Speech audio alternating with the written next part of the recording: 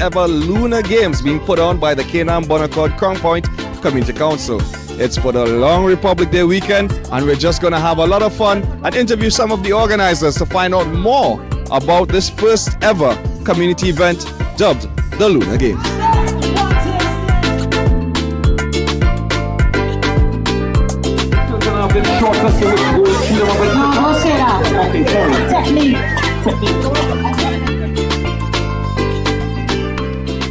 It's a team event which includes persons from within the community, or I should say groups from within the community.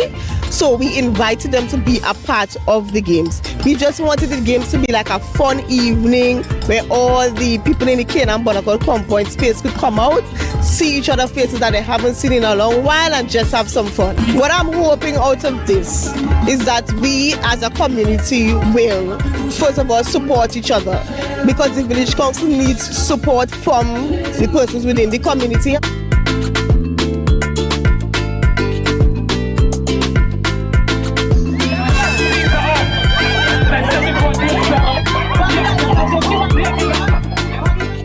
Over a number of years, Canaan Bonaccord has been a very strong sporting community, because we here at the grounds where Dwight York made his name.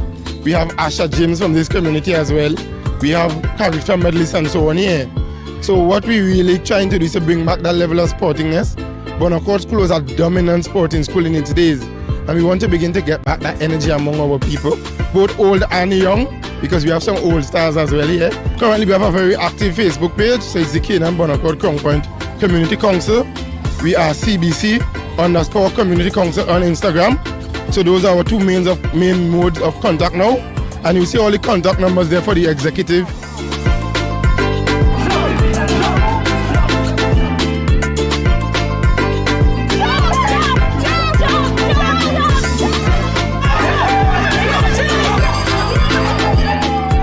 It was a hard race.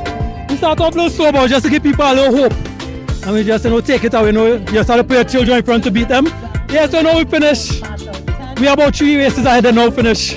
Stay tuned. Real entertainment.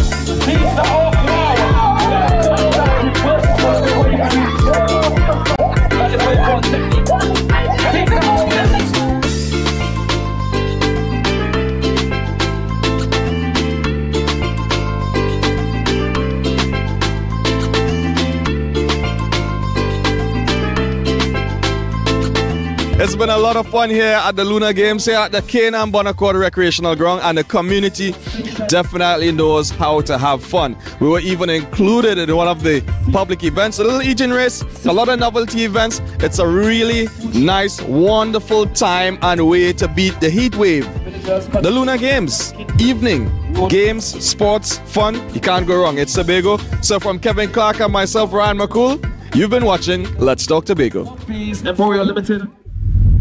And that's how we bring this week's edition of Let's Talk Tobago to a close. Thank you so much for joining us at Silk Cotton Cottages in Englishman's Bay. For more information, you can contact 780-2222. I'm Davia Chambers. On behalf of all of us at the Department of Information, you have a safe, enjoyable, and productive week.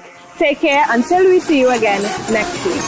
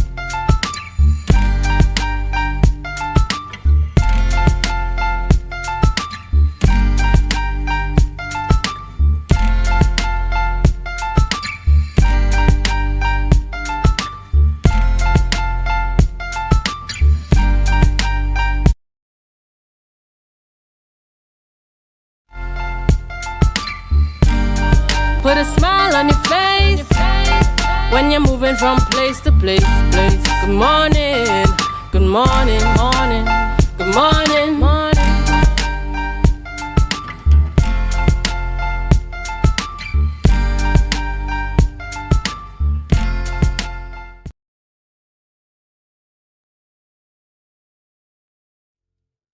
Good morning, Tobago, and welcome to Youth Wednesdays here on the Tobago Updates Morning Show. We're joining you live from the Port Mall in Scarborough, Tobago, and of course, it's Wednesday. It's the middle of the week, and we're here to give you that bit of youthful vibe. My name is Kaylee Lewis. And I'm doing this. Good morning and welcome to Youth Wednesdays. You know, it's always a pleasure here to be here with you guys, with my young self. And did you know that Tobago Updates Youth Wednesday is the only television show in the nation that has a youth show every Wednesday dedicated for youth, by youth, with youth? So I think that is something to be worth celebrating and supporting. So it's always a pleasure to be here with you every Wednesday. And of course, I want to welcome all of those who are viewing us on the varying platforms, YouTube, Facebook, and the channel 102 on Amplia. And I'm also joined with Natalia Nancis. Good morning, everyone. Good morning, Kaylee and Dwayne, here to join your youthful team for this morning as Dwayne stressed. Oh yes. You know, as youth, we have been hearing in this space the implementation or the possible implementation of the property tax. What are your thoughts on it? Well, as per our conversation 5 minutes ago, Gosh, I let everybody know we talk about it. I want to agree with you in terms of the property tax not being implemented all at once, because you know we're still coming out of COVID. Yes. Persons would have to readjust their budget and that kind of thing. So to just force it on us like that, I mean, it's a bit much. So if we take our time with it a little bit, I think. Yeah. And Miss Nancy, any thoughts? I think I have to agree with Kaylee there. They should take their time and slowly introduce it to the public. I was listening to a radio station, one of the popular ones, and there was a woman who called in and she was complaining about the heavy amount that was put on her all at once. She was saying that it was too much for her to handle.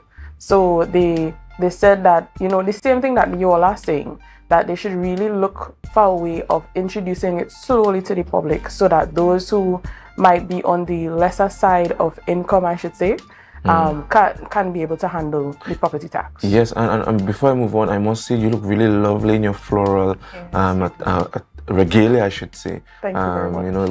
With a nice cardigan and so on, and hair up in one, and you look lovely this morning.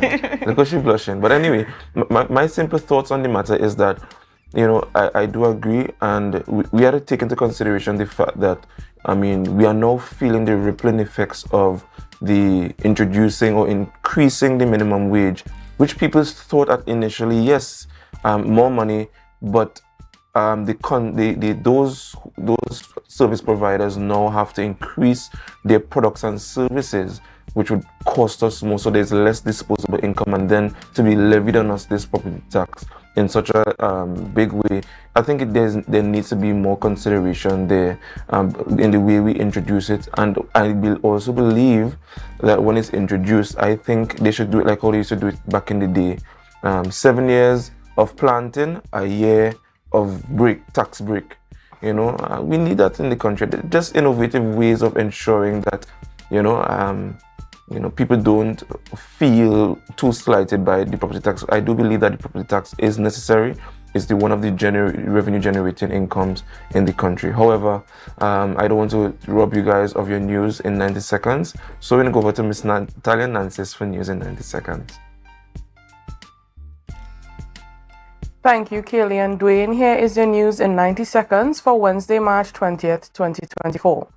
The High Court has lifted a second injunction halting work on the Friendship Connector Road. Justice Eleanor Donaldson Honeywell originally granted an injunction on February 28th. The halt came after resident Derek Hearn's lawyers argued construction damaged his property, including an organic farm, horse stable, beehive, and more. The THA agreed to refrain from construction on Hearn's land until the substantive matter is resolved. The judgment also noted that the THA did not need town and country approvals because the work being done was an upgrade from an existing road. Bruce McLean, a 35-year-old fisherman from Main Road, Mason Hall, pleaded guilty in the Scarborough High Court before Master Sarah De Silva to possession of a revolver and 4 rounds of ammunition. McLean was arrested by police on March 14th during an exercise in Mount Grace near Harmony Hall Junction. When police approached, he attempted to flee but was caught. A subsequent search revealed a wooden-handled .38 revolver and 4 rounds of .38 ammunition.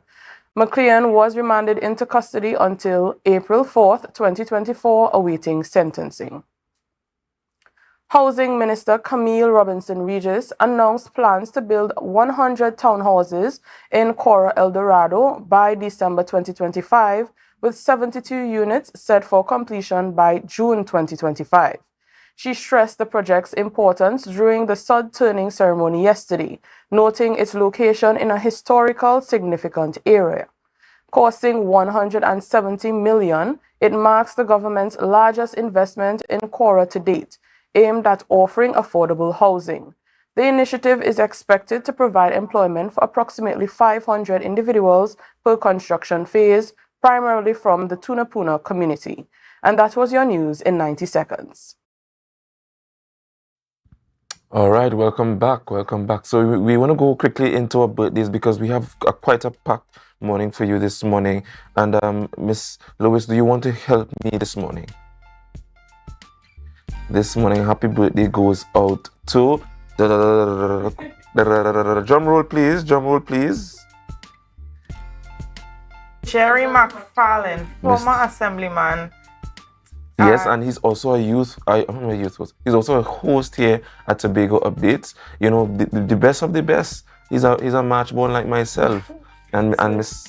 So I'm not a March born. I'm a February born, but I'm a Pisces. Yes. So the greetings is coming out from your family, friends, and colleagues. Happy birthday to you, Mr. McFarlane, and we do hope that you enjoy your day today. All right. On the next, we have Mr. Kyle Joseph. A happy birthday goes out to you from the Tobago Updates Youth Show. And who do we have next? Positive. Not least, a very famous artist in our community, Mr. Joel Murray, also known as Positive. Happy birthday to you and blessings upon blessings. He's really the best born in this era, you know, boy. Really the best. But you know, that wraps up our birthday greetings for Youth Wednesdays this morning. We're gonna go quickly to the rundown, and we have quite a packed rundown for you this morning. I need some help here because my phone is moving a bit slow. Okay, so first up, we're gonna be speaking with Miss Louis Martin Leasing about the Best Village Program consultation. Then we're going to be talking about the International Day of Happiness, and that's going to be with Miss Dion Mundy. Next, we're going to be talking with Music Festival champion Jada George. And last but not least, we're going to head into the Eastern Nutrition Camp with JL Stewart, the Director of Healthy Habits. So viewers, we have a very packed and interesting show for you this morning. Remember to stay tuned and share the live, share the live, share the live.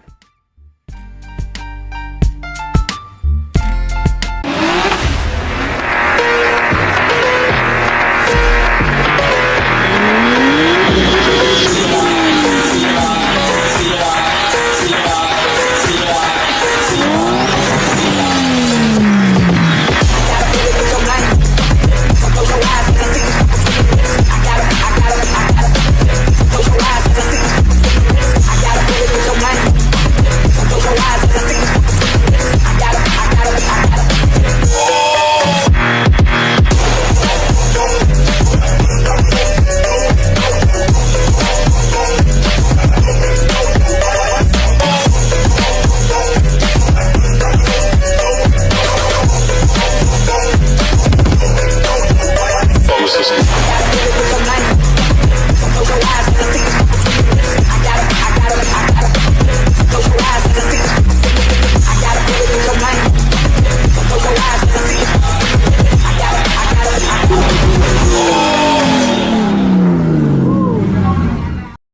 March Madness at Standard. Distributors Limited. Get $100 back for every $1,000 you spend. Major appliance deals on Frigidaire, Hyacinth, Samsung, and more. Plus, same day financing options available. Don't miss out. Sale ends March 31st. Standard. Never beaten on quality and prices.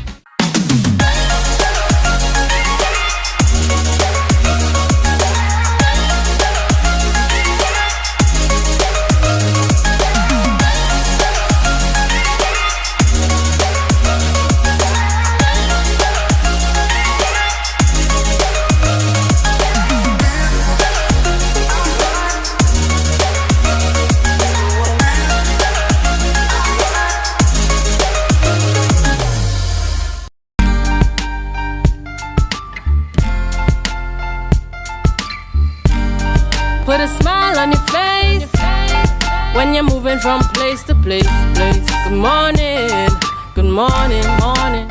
Good morning and welcome back to Youth Wednesdays and Tobago Updates Morning Show. You're viewing us here live here in Portmore, Scarborough, Tobago. This morning we are going to be having a very interesting interview with Miss Laura Martin Leasing out of the Ministry of Youth, Sport and Community Yes. Development. Yes. And she's the manager of the Best Village program. Let's see if we're getting the name correct. It's Loris Martin Leasing. You got it correct. Loris My humblest Martin. apologies. Good morning and welcome. Good morning. Thanks so much for having me. It's so wonderful to be on with the Youth Wednesday morning.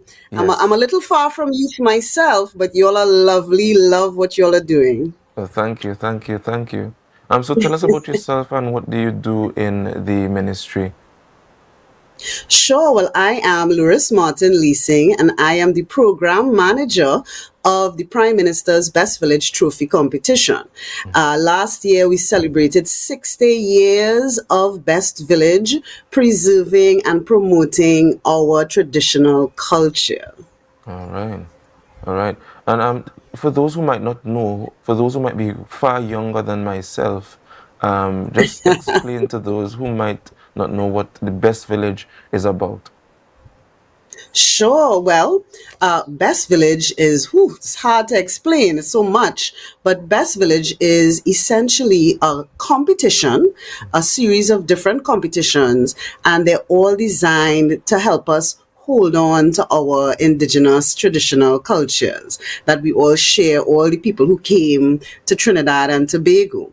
So we have a few different competitions. So I'll lay out a couple of them for you. One of our competitions is called Folk Presentations. And these are 3 to 5 minute performances of categories such as African influence dance, East Indian influence dance, folk song chorale, calypso or best original calypso. We have limbo competitions. We have, just several things. We have French influence, Spanish influence, even Chinese influenced categories in the Best Village competition. And it's open to the entire country. Anyone can participate at the preliminary level in folk presentations, and then you would go on to the finals. We also have the folk theater competition, which is a 90-minute play, and you have to have at least 25 persons in your show, and you can compete. We come to your venue to see your preliminary, and then we set you up for the final. And Belge is the home of the Miss Laren Rivet competition, which is a talent competition and a craft competition for young women between the ages of 17 to 27.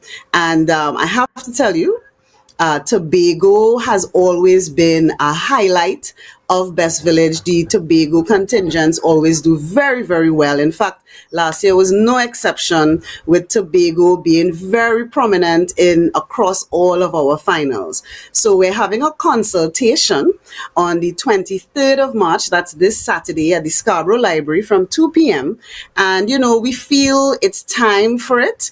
Our minister at the Ministry of Sport and Community Development, the Honorable Shamfa Kujo Lewis, government has mandated that we ensure we get feedback from all of our stakeholders. And this is an opportunity for everyone who has participated in Best Village from Tobago, who will be participating this year, who's thinking about participating, to come and really make sure that we are aware of what your needs are and how we could best serve you. And that's our mission here this morning, to make sure that we reach the people in Tobago, that we get them to come out to support the consultation so we could really make a difference based on their feedback.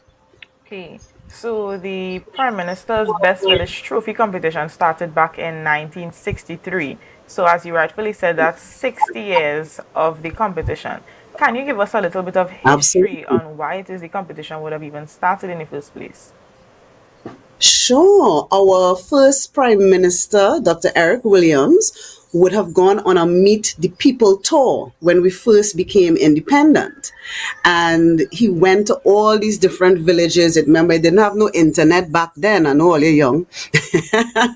So we didn't have you had to go out and meet the people. So he went to all the different villages in Trinidad and Tobago. And of course, Trinis and Tobagonians, we just show up and show out. So people came out with their handicraft. They come to showcase their performances, their talents, their ethnic dishes. And he was blown away by the show, and he said, this is something valuable, these creative industries, these creative works, handicraft, and so Best Village began as a way to showcase the talents of the people of Trinidad and Tobago, and also to integrate the different peoples of Trinidad and Tobago. So our first competition started with handicrafts. We also have competitions like Clean and Beautify, where you have categories like Best Kept Street, Best Kept Community Center, Best Kept Kitchen Garden, Best Kept Community Garden, Best Kept Flower Garden. So it's really a very holistic program that looks at the whole society, the whole community, the whole village, and sees how can we encourage and push this in the right direction. So you're calling on all stakeholders from Tobago to meet for you all to engage on the 23rd of March. That's this coming Saturday. Why should persons attend? What is the importance of the meeting? That's such a great question. Well, I think the meeting is important on a few levels. As the Best Village administration, we will be making presentations to the Tobago stakeholders, explaining and informing them about our plans for 2024 and some of the initiatives we're thinking about for 2025. And we can't go ahead and do things without finding out what the participants want to see, what the participants want to know. So this is an opportunity for me to not just be imagining and based on talking to one or two people, what the people want, but it's a real opportunity to get on the record. So we'll have rapporteurs there. Everything that is said will be written down, recorded, reported, and integrated into our planning for next year and even this year. All right. Just to get into the Best Village a little bit more, especially for those who are getting to know what it is about. And what can we expect when this event commences? Are there going to be millions of dollars in prizes? What are the benefits to those who are going to participate? Well, Best Village distributes approximately $2 million in prizes every single year across all of our competitions, which are many. Participants can expect that. This year we've done some special things based on some feedback that we received last year. So, for example, I am always seeing children participating in the Best Village at the preliminary level, but we don't see them in the final because they're competing against adults. So this year we have segregated 3 categories. We've put aside 3 categories that are only for children 13 years and younger. So this year we have put aside the folk choral category. We've also put aside the short story category, And in the dance categories, we've put aside a category called patriotic dance for children 13 years and younger. So this way we've ensured that you're going to see 30 groups of young people under the age of 13 in the finals for Best Village 2024. So we are really, really excited about that. And I, having come to Tobago for a few years to see the preliminaries, I expect there will be some Tobago children there. One of the other initiatives that we have that was actually initiated by Honorable Minister is the inclusion of individual participants in Best Village. Generally, you would have had to be part of a community group or part of a performance group to participate in Best Village. We've opened up the competition. We have so many talented individuals who may not be affiliated with a group for whatever reason. So we're opening up the competition. So this year we have solo categories, pan solo, folk song solo, original calypso, short story, and spoken word for only individual participants. We also have our food and folk fair coming up in June. And again, we have the Miss Pitty Mamzelle competition in there, which is a younger version of Miss Lauren Rivet for children, again, under the age of 13. So we are trying our best to focus on the youth in Best Village and encourage them and make sure that our traditions and our indigenous culture pass on to the next generation, because that is our legacy. Okay, well, Miss Martin Leasing, we want to thank you so much for coming on and chatting with us this morning. We hope that persons do come out to the consultation on Saturday, March 23rd. You could just give a little bit more information on that before you leave in terms of contact information, social media, the location for the consultation. Sure. Just before I go, I really want to take this opportunity to thank Mr. Jesse Taylor, Cultural Officer at the THA, as well as Ms. Giselle Charles for their unstinting and unswerving support of Best Village, because the THA helps us a lot in ensuring that the Tobago participants get transported and traveled and supported for their preliminary. So I really didn't want to go before saying a big ups to them and a thanks to them for all their work over the years. Now, if you want to call to register, you can call me at 686-9965, and you can visit our social media at the Ministry of Sport and Community Development, or you can also look at Best Village TT on Instagram and Facebook to get more information. Again, you can call the numbers on the flyer, and you can call me, Program Manager, very accessible. Transparency is my jam, at 686-9965. We really want to make sure that the voices of our Tobago participants are heard and that the things that they want to see happen. Thank you so much for this opportunity and this platform. No problem at all. Thank you so much for coming on and chatting with us. Viewers, we're going to take a short break and we're going to be right back. Remember to share the live, share the live, share the live.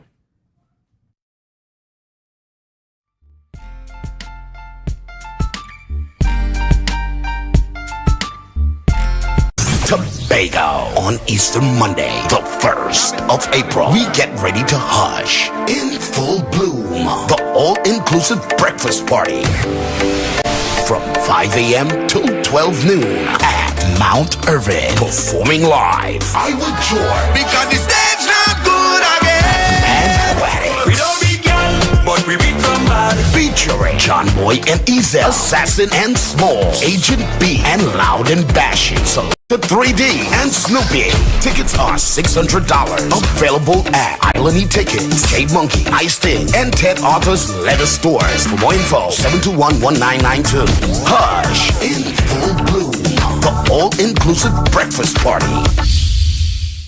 Scrub Ties brings to you our organic fat dissolving shots. Yes, guys, our lemon butter shots breaks down stubborn fat, tightens any loose skin while increasing your metabolism. No side effects, no downtime. We also offer cavitation, cellulite treatment, but breast, hip dip fillers, weight loss, fertility IVs, and much more. Contact us on 495-6624 or follow us on Instagram at Scrubties Body Contouring.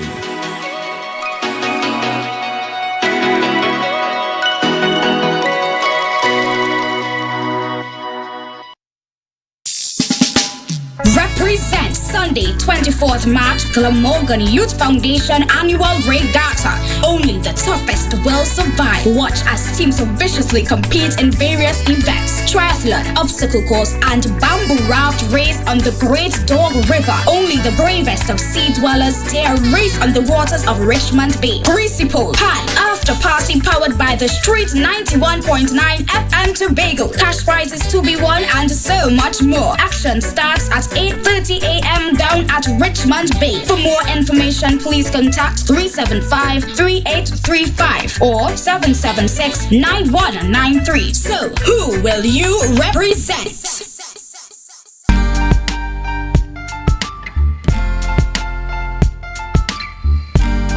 Put a smile on your face when you're moving from place to place. Good morning, good morning, morning. Good morning viewers, and welcome back. It's Youth Wednesdays here on the Tobago Updates Morning Show. This morning we're chatting with Mr. Dion Mundy, and he is a therapeutic counselor. Good morning to you, Mr. Mundy, and how are you doing? Good morning, Katie. I'm great, and thank you for having me this morning. No problem at all. So tell us a little bit about yourself and your role at the division. So I'm a therapeutic counselor assigned to the Community Mediation Center under the purview of the Division of Health, Wellness, and Social Protection, and we provide therapeutic services and counseling for members of staff and also for the wider population of Tobago. Okay, so therapeutic counseling, what exactly is that? So, as it indicated, therapy. It's an opportunity for persons to come and receive therapy for various challenges they may encounter, such as depression, anxiety, family counseling, marriage counseling, and so on. Additionally, we do workshops from time to time, and we do sessions such as parenting and co-parenting as well.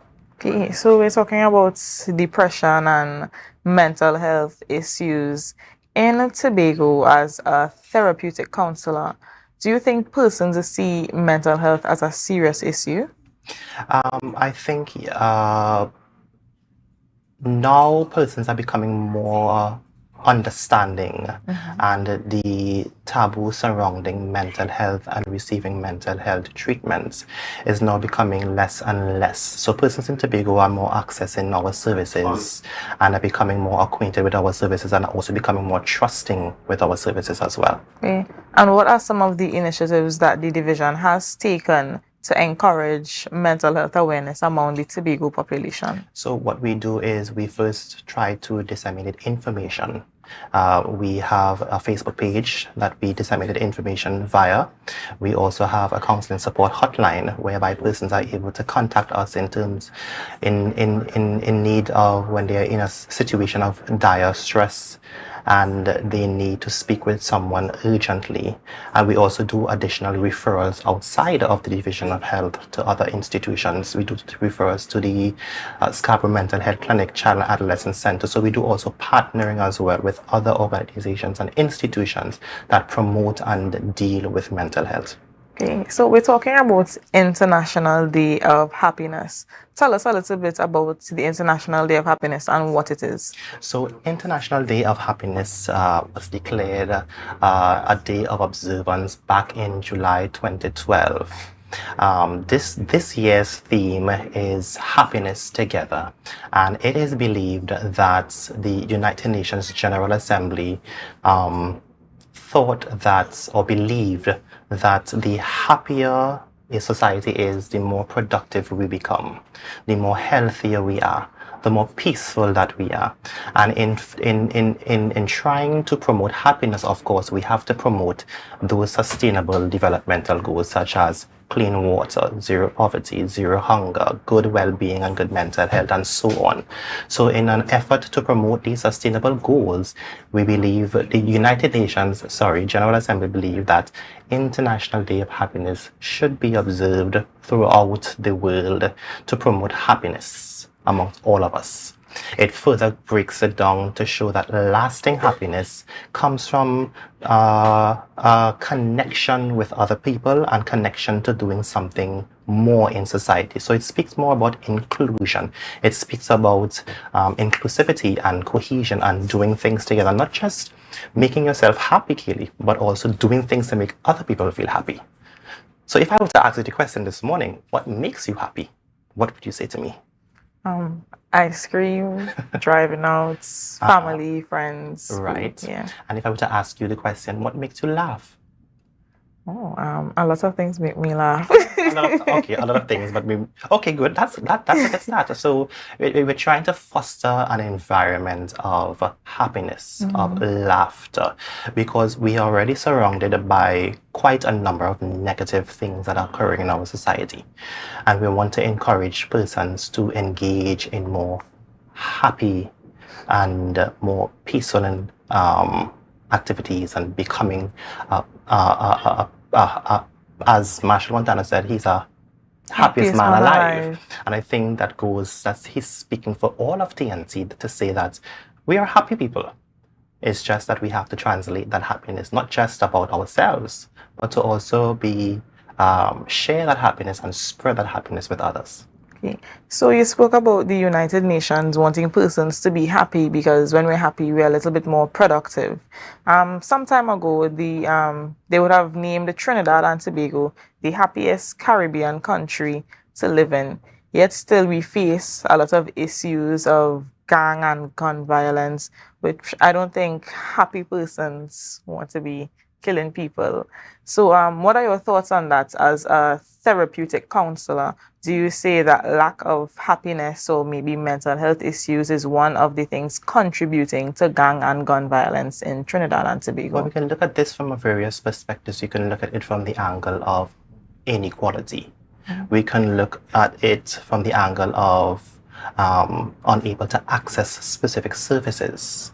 All right. Of course, happy people will not engage in certain activities. Happy people will engage in activities that bring them joy. Now, you might think, for some persons, engaging in criminal activities may bring them joy. So we want to clarify that happiness, we're speaking more about within the parameters of the law and within the parameters of what is morally and ethically correct. Okay, wonderful. And what are some of the things that we can do to bring happiness? So the question I asked you, what makes you laugh? So to bring happiness to yourself, you must first understand and appreciate who you are. So having a good, healthy self-esteem about yourself is quite important. Having an understanding of who you are as an individual and your role in society plays a pivotal role in becoming a happier person. Additionally, we try to encourage persons not just to be about themselves or just about their family, but also be about community-minded, be about nation building. What brings others joy? What brings others happiness? And a lot of times, persons receive that level of happiness from making others smile and making others feel happy, doing things that would encourage others to be the better version of themselves and contributing to the betterment of society. And what is the division doing to commemorate the International Day of Happiness? Today we have quite a bit of activities. On each floor, we have a number of activities, such as we have, of course, it's a day to be happy. So, of course, we have a little photo booth. So you can come and take your photos. As you can see, I'm wearing my little smiley face.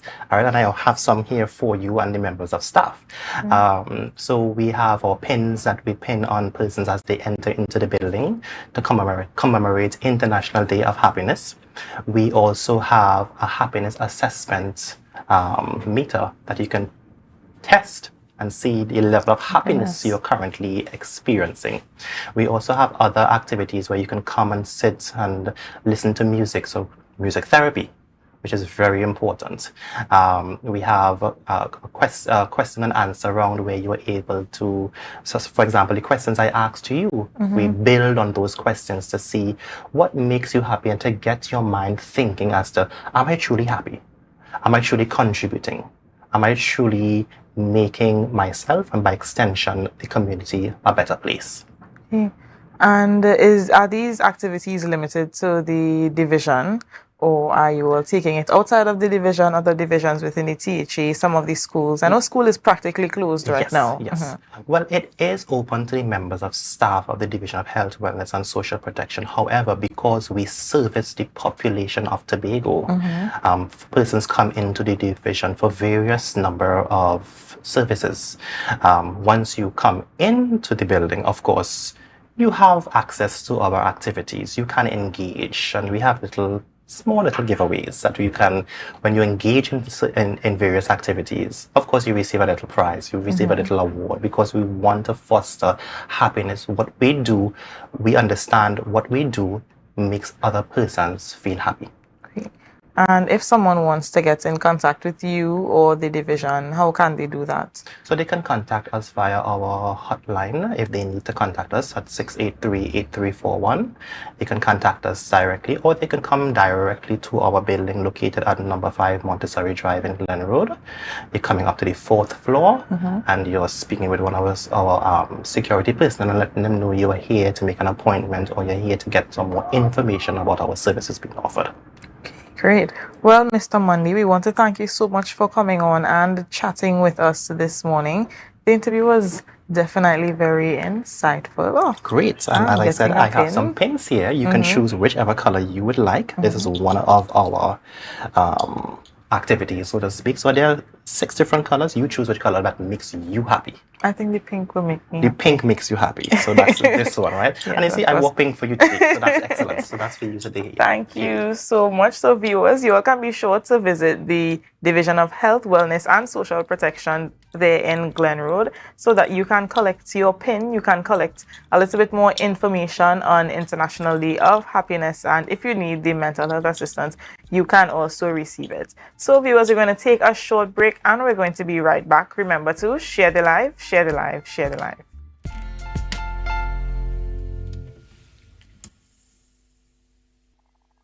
Tobago on Easter Monday, the 1st of April. We get ready to hush in full bloom. The all-inclusive breakfast party from 5 a.m. till 12 noon at Mount Irvin. Performing live, I will join because the stage not good again. And weddings. We don't be young, but we read from body. Featuring John Boy and Ezel, Assassin and Smalls, Agent B and Loud and Bashing, Selector 3D and Snoopy. Tickets are $600. Available at Island Tickets, Jade Monkey, Ice Tin, and Ted Arthur's leather stores. For more info, 721-1992. Hush in full bloom. The all-inclusive breakfast party. Hello everyone, it's your boy Harry here from Authentic Car Clinic, located right here in Tobago at Storebay Local Road. You can WhatsApp us or call us at 366-4173.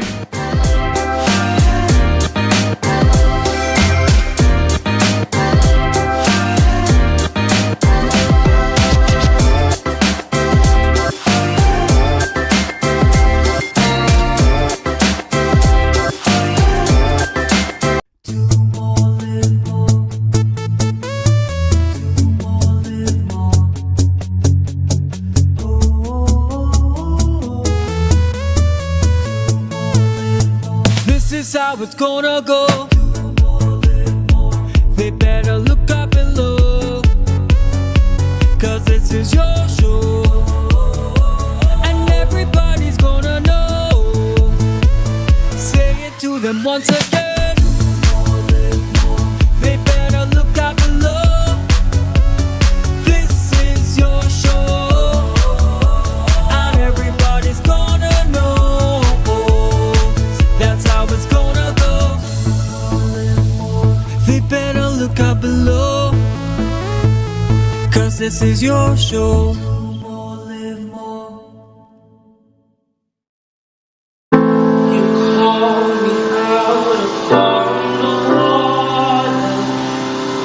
The great where needs may fail, and there I found you in the mystery where oceans deep and my faith will stand, and I will call upon your name and keep my eyes above the waves where oceans rise. My soul will rest in your embrace, for I am yours and you are mine.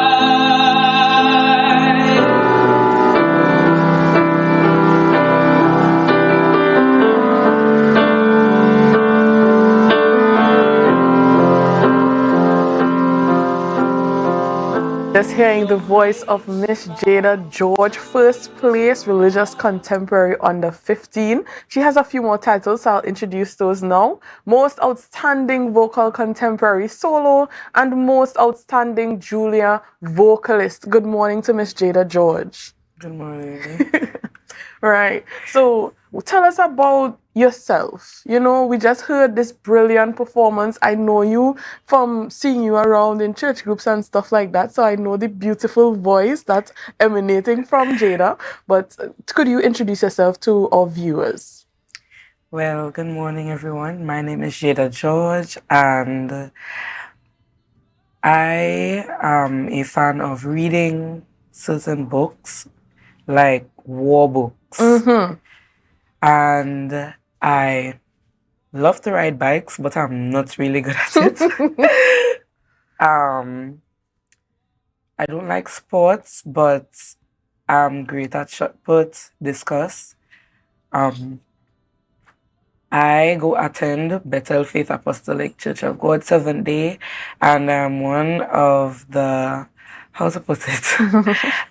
I'm a part of the worship group that minister unto people around, and I'm a part of Divine Voices, where I gain experience and, you know, just go around and spreading the word of God. So this is what you do apart from winning music festivals, Jada. Right. So what school do you attend? What form are you in? I know that you would have had to balance schoolwork as well as preparing for the music festival itself. So what school do you attend, and how did you balance schoolwork and preparing for the festival? I attend the Scarborough Secondary High School. I'm in Form 4, and the balance between my schoolwork and music festival, it was hard. But I would like to thank my teachers because they were a big help, and my friends for sending the work where I had to write my notes and everything. It was a lot, but they made it easier for me. Oh, that's really nice to hear that you have a support team behind you. Okay, so what inspired you to be a part of the National Music Festival? Honestly, I'll be honest, I did not even know I was going up for music festival. So they just heard Jada could sing and, let's put Jada up. My teacher was like, a day I just walked in, my music teacher, Miss Marfan, I walked in and she was like, oh, and I signed up for music festival, so we'll start practice. How did you feel in that moment? At first, I was like, pardon? Because I'm a really shy and awkward person. So for me, that was performing in front of, I don't know how much people, and traveling out of my comfort zone, which is Tobago. So I was really uncomfortable, but then I finally got the gist of everything, and I finally got the winning zeal. Like, I was ready. I'm happy that you got the winning zeal because you came first place. Okay, so did you choose the religious contemporary section that you won, or was it given to you? It was given to me. Was it out of your comfort zone, or were you comfortable rendering such a lovely piece for the music festival? I was comfortable because, for me, to do with the religious solo, your connection with God is what jumpstarts everything. Because before my performance, I said a prayer and I said, if it's not your will for me to win, then it shall be so. I don't really have control over if I was to win or not. No, of course. Of course. But I just wanted to feel the presence of the Lord whilst I was singing, because that would be a big push towards that whole song. And that was easy. That was easy for you, I would say, because Yes, it was easy. It's a popular gospel song. It's really loved by easy. many. Yep. I honestly love the way how you brought across your vocals for the musical rendition itself. So what was your preparation like? No, I mean, I sing in a choir, but that's about it. Right? So what was your prep like being a soloist? It was really tedious because on top of me having to prep by myself, I sang with the choir as well.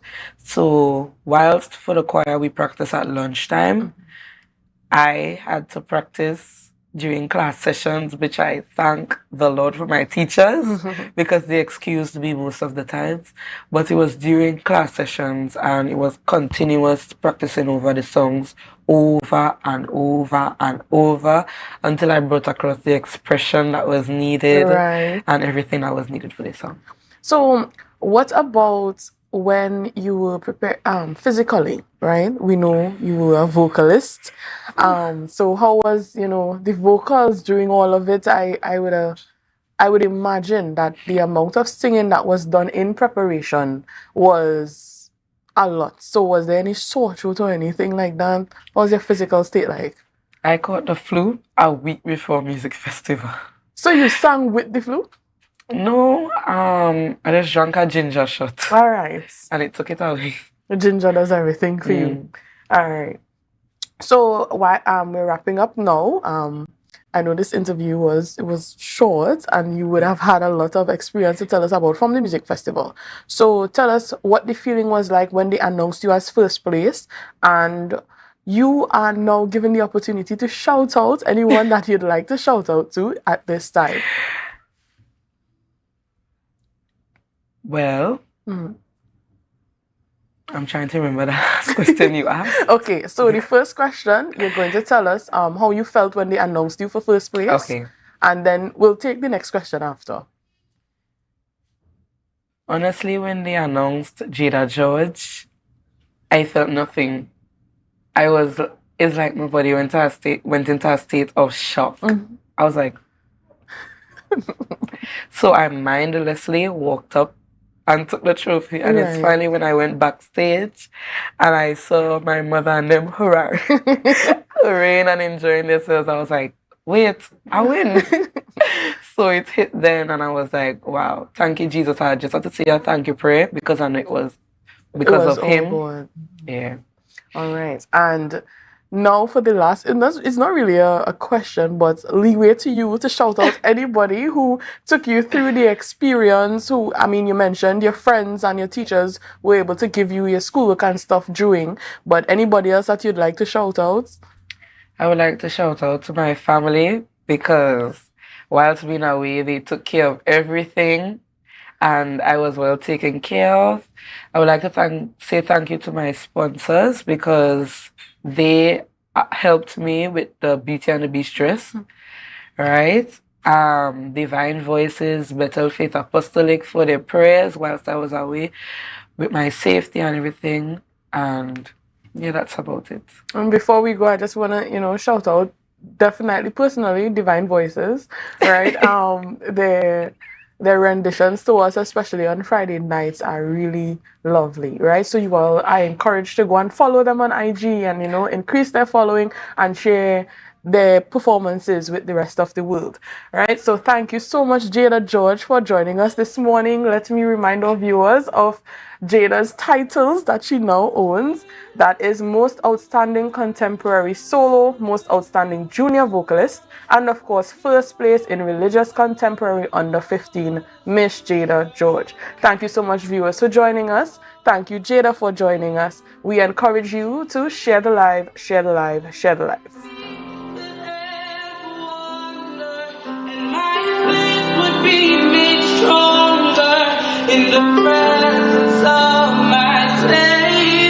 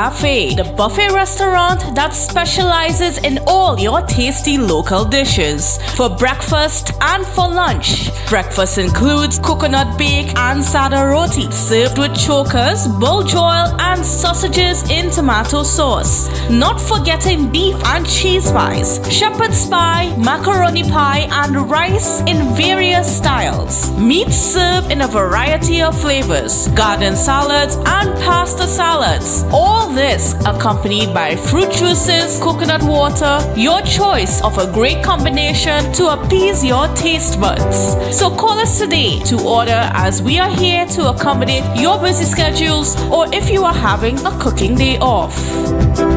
You can now get whatever you need whenever you need it anywhere in Tobago with Tobago. Your meals, medication, groceries, and shopping all delivered directly to you. No more hassle, no more stress. Get the Tobago app today on Google Play or Apple App Store. That's TAPPOGO and let us deliver to you. Check our website at www.tapogo.app or call the experts at 494-TOGO and 484-4746. Tobago. Relax. We will get it to you. Tobago's at your service.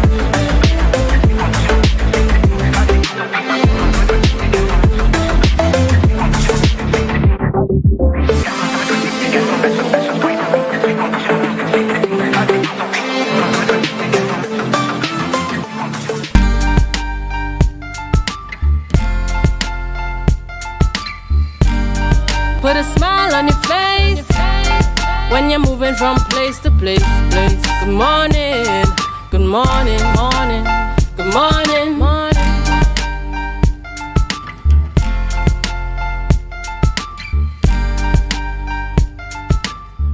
Good morning and welcome back to Youth Wednesdays and Tobago Updates Morning Show. You're viewing us here live in Portmore, Scarborough, Tobago.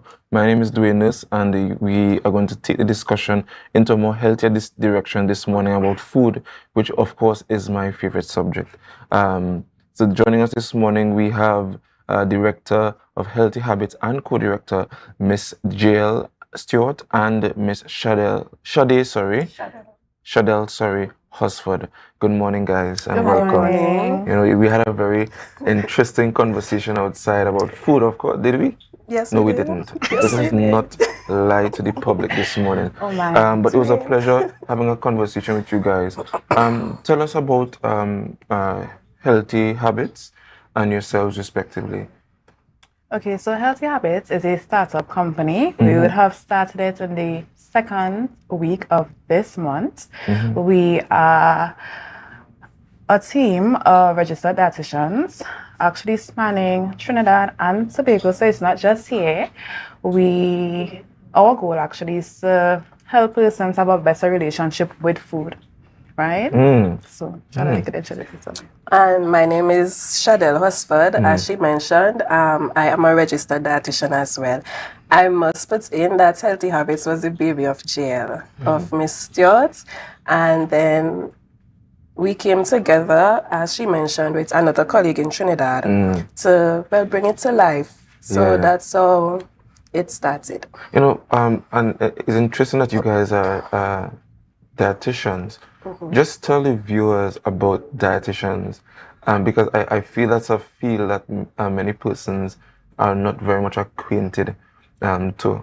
We know about nurses, we know about doctors, we know about midwives, but tell us about what it means to be a dietitian.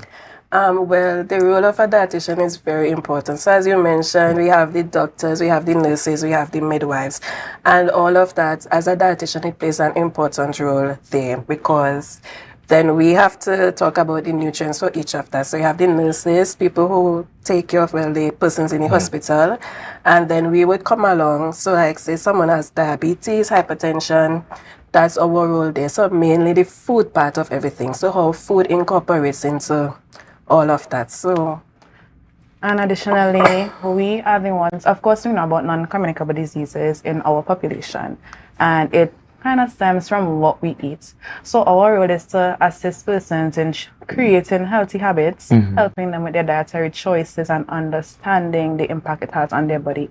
And not just help, because then we are seeing how it is affecting the sports men, young people in Trinidad and Tobago as well. So yes, it encompasses a lot. All ages. That's really good. You know, it's so nice to see that, you know, spawn out of your degree, you would have just fresh out of your degree, you are birthing this great initiative. So your company, I should say, I want to call it a company. Yes, it is. You know, with this great initiative. But tell us, why is this important? This initiative, why is it important? The camp as well. So basically we are trying to create that habit, and I think that we want to create an environment in which persons can do that. We want to reinforce, you know, healthy eating as well. So the camp, we focus, I think, as a population. I think it's a misconception, you know, always focusing on the older people. So we want to take it to the children as well. So from, not birth, but from, you know, young. We want to instill that type of mentality with them. So in the camp, we want to do that from ages 3 to 12. Yeah. All right. What are some of the initiatives you guys are, you know, some of the things to expect from the camp? Okay, so as much as it is a nutrition-based camp, we also try to mix the learning and fun together. So we would have nutrition topics, you know, importance of healthy snacks, physical activity, having fruits and vegetables, mixing it together. And we also will have persons come with the physical activity part, because the eating and the physical activity go together. Right? And we also have a lot of Easter-based activities. We have the kite making, kite flying, Easter eggs. Miss Stewart is also a baker.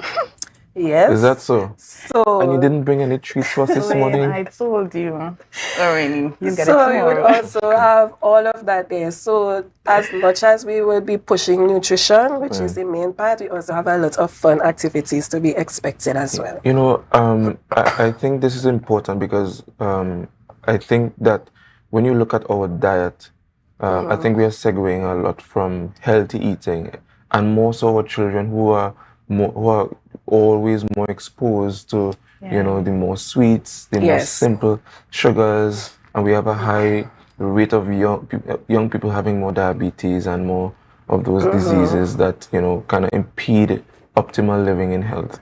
So how do you marry what is it for parents especially, how do you marry healthy eating, good taste, right, and attraction? Because children eat we all eat with our eyes, right? How do you get a child to eat a cucumber?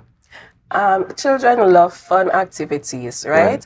And lately we realized that it is easier for you to pick up a potato chips, a conkers, a sweet biscuit than go for the fruits or the vegetables, right? So although as children you might incorporate something first and you might not like it, that is not the time where you will say to give up and not try again.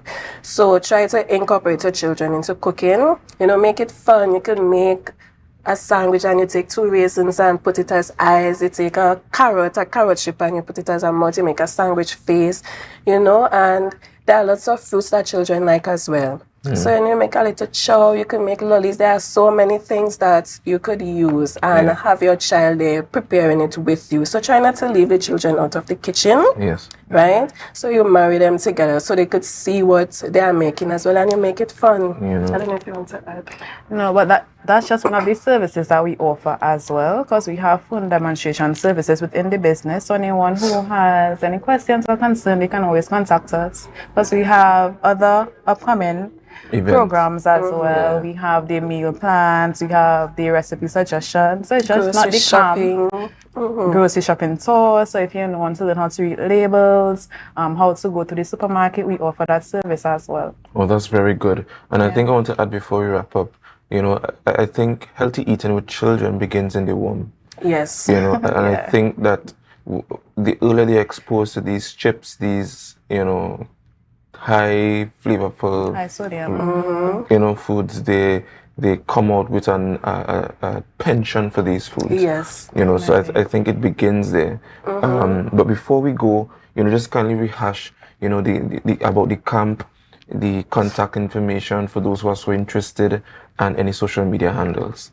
Well, basically, the camp would be running from the 25th of March to the 5th of April. We would be available on Good Friday and at Bishop's High School, Tobago, Mount Mary, from 8 to 3 p.m. We would be there from 7:30 for persons who want to go to work. So we'll be there to collect them, and well, late pickup starts after 4. So you have until 4 to come and pick them up. That's Our number is 480-5457, and we are on Facebook and Instagram at Healthy Habits by SHS. Stewart, Husford, and Smith. That's our colleague in Trinidad. It's like a law firm there, man. But it is a pleasure having you guys. I want to encourage you guys to continue doing your good work. Thank you. I think this is a step in the right direction for Tobago as young Tobagonians. And I hope that you encourage more dietitians and even more healthcare professionals and sporting people to be a part of your noble group. Thank you so much. It was a pleasure having you guys.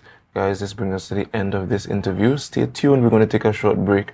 And remember to share the live, share the live, share the live. We'll be right back.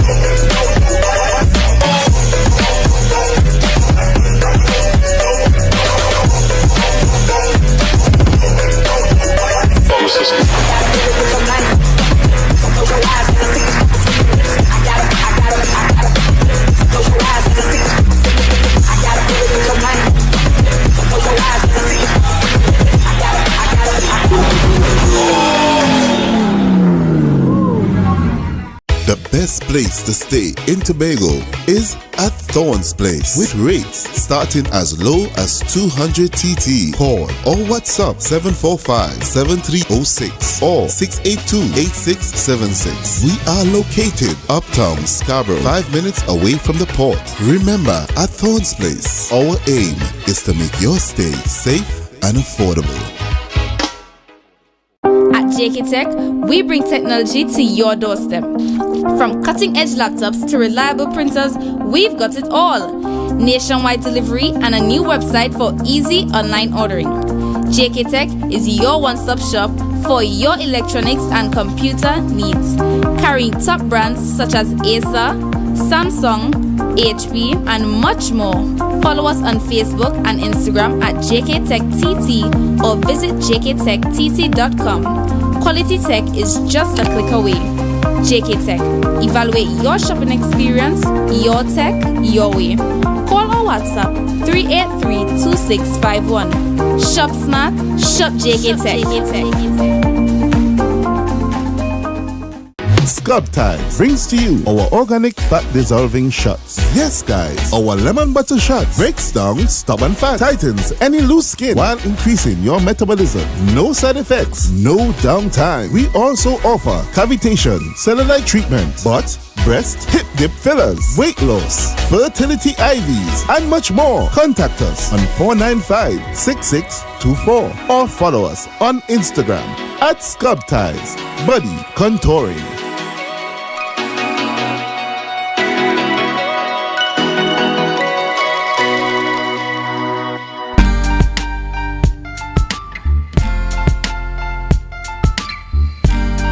Put a smile on your face from place to place. Good morning. Good morning. At 8:03 this morning on Youth Wednesdays on Tobago Updates, we are joined with Mr. Joshua Powder, owner of the company Aux Audio Company, that is, here to advertise the upcoming event, the big event that we have been seeing on all our social media platforms, Arise. Good morning, Mr. Joshua. How are you? Morning to you. I'm fine. All right. So we'll get right into it. Tell us about the event, the where, the when, what time do we show up? How do we dress? So Arise is a clarion call, an undeniable clarion call to the church for us to come together and petition God for change on the island. We could clearly see so much happening on the island, by extension, the entire country, for that matter, in terms of challenges. And we said we want to come together as a church, as one body under Christ, and petition. So we have an hour of prayer happening from 5 to 6. This is on March 31st, Easter Sunday. And then following an hour of prayer, we have about, you could say, 3.5 hours of praise and worship, partnering with ministers like Bijan Pierre, Chantal Lindsay, Cassandra Powder, Ezekiel, even Divine Voices. You had a young lady from that group on the program this morning. George, yes. Yeah, and so many more. And it's an exciting time. I think, why not a time like this? We see so much happening. Let us actually band together and petition God for change. Right. So you mentioned Bijan Pierre, and I'm not favoring, because I know all the other artists, they do a really good job. But I smiled when I heard Bijan Pierre. So there is an upcoming concert, Arise, and if you want to see Bijan Pierre in concert, you are invited to Arise. Mm-hmm. So could you give us an overview of what to expect? Well, you mentioned some of the artists, but what would the general vibe be? How do I dress? Is it a church setting? Stuff like that. So that's an interesting question. I think that come as presentably as you want to come to enjoy. Come in attire that you'll be comfortable praising and worshiping in. It's not just an event or a concert, but more so a really serious time for us to come together as a community, as an island, to really pray. I know we've had prayer events, and I know that we do believe, at least to a great extent, that prayer does change things. But when it comes to corporate prayer, when it comes to coming together as one, as a community, as villages, churches, whatever denomination you're coming from, we really think now is the time, and Arise is the place to be where we can all petition God for change, things that are happening in homes, things that are happening in communities, things that we are unpleased about. Let us petition God to intervene. And that is what the concert is about. That is what it is about. Yes. Is there any cost attached to this concert? No, so the event is completely free.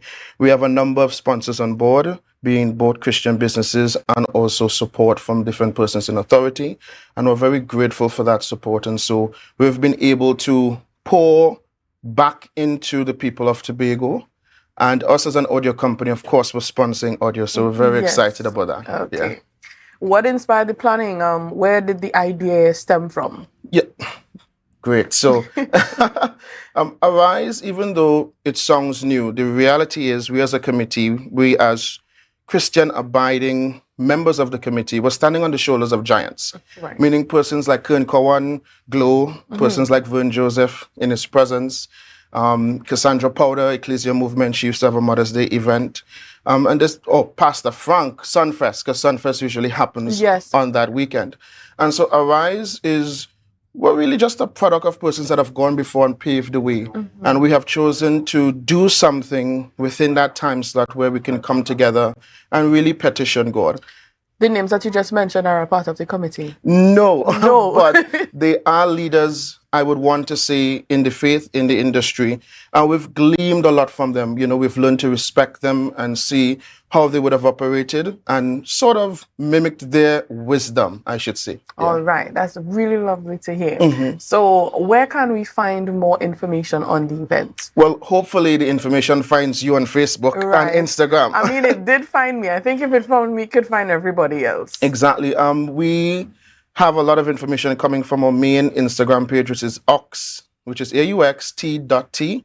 And most likely you see it pop up somewhere on your phone advertising to you. If it's not Facebook, it's Instagram, guys. All right. So thank you so much, Mr. Joshua Powder, for coming to tell us about the upcoming big event based on my social media posts. The upcoming concert, Arise. This was Mr. Joshua Powder, owner of the audio company Orcs, who will be the host of this event. And that brings us to the end of Youth Wednesdays, folks. I end off with saying good luck to Mr. Marcus Wiley. He is a 10-year-old from Blackrock, Tobago, attending the Scarborough Methodist School, and he is making history as the youngest participant to advance to the semi-final stage of the First Citizens National Poetry Slam, which would be on March 28th and 23rd and 24th. He would be competing against 33 other spoken word artists in the semi-finals at the Central Bank Auditorium, Port of Spain. So we encourage you, Mr. Marcus Wiley, to go forward and do your best. I mean, the competition might be hot, but you have it. You will win. I say you would win. All right? So thank you so much, viewers, for being with us on Youth Wednesdays on Tobago Updates. We continue on Tobago Updates, of course, with Good Morning Tobago with Miss Candice Jackson.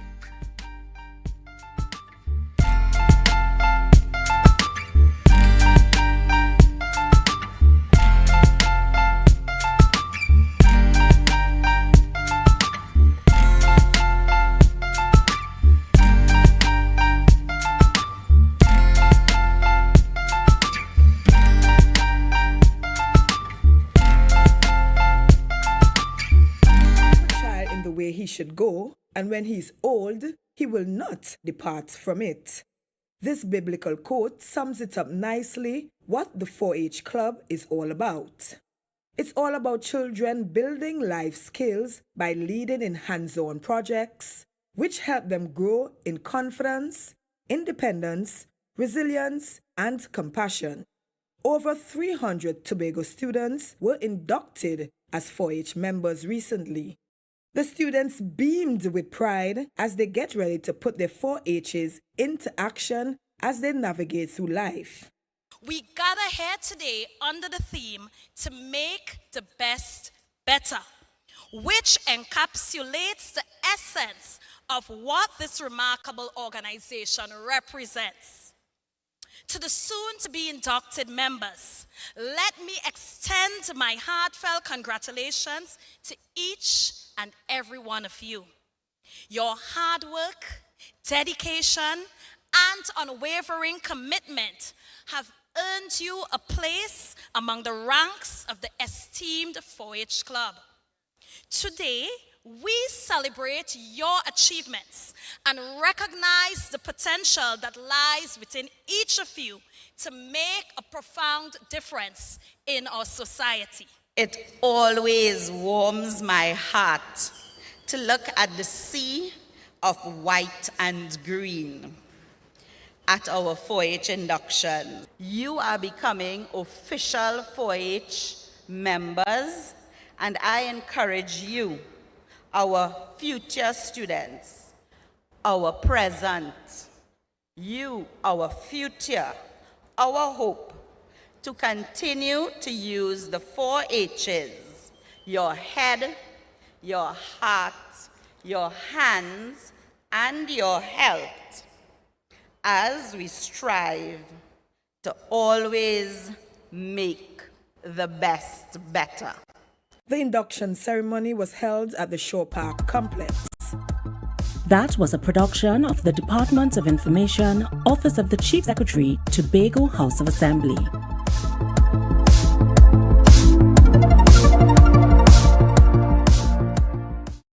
Yo everyone, it's your boy Harry from Authentic Builders General Hardware, located right here in Stowbay Local Road, Tobago. That's correct, right here in Tobago.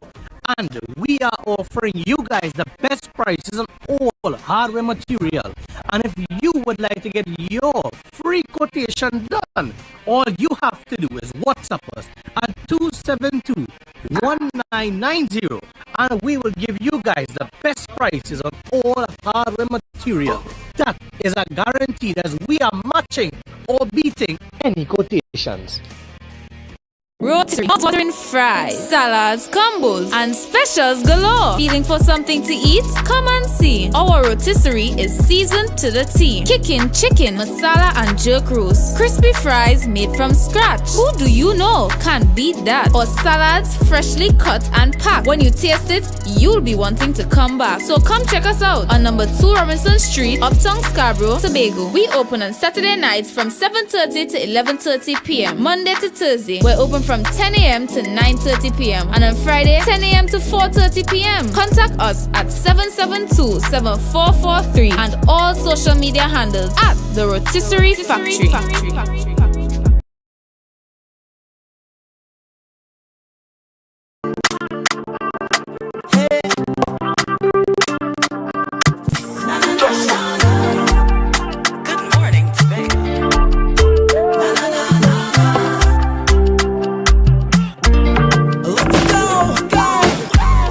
It's a brand new morning, rise up to a brand new dawning. As the passion start to rise, the energy fill the skies.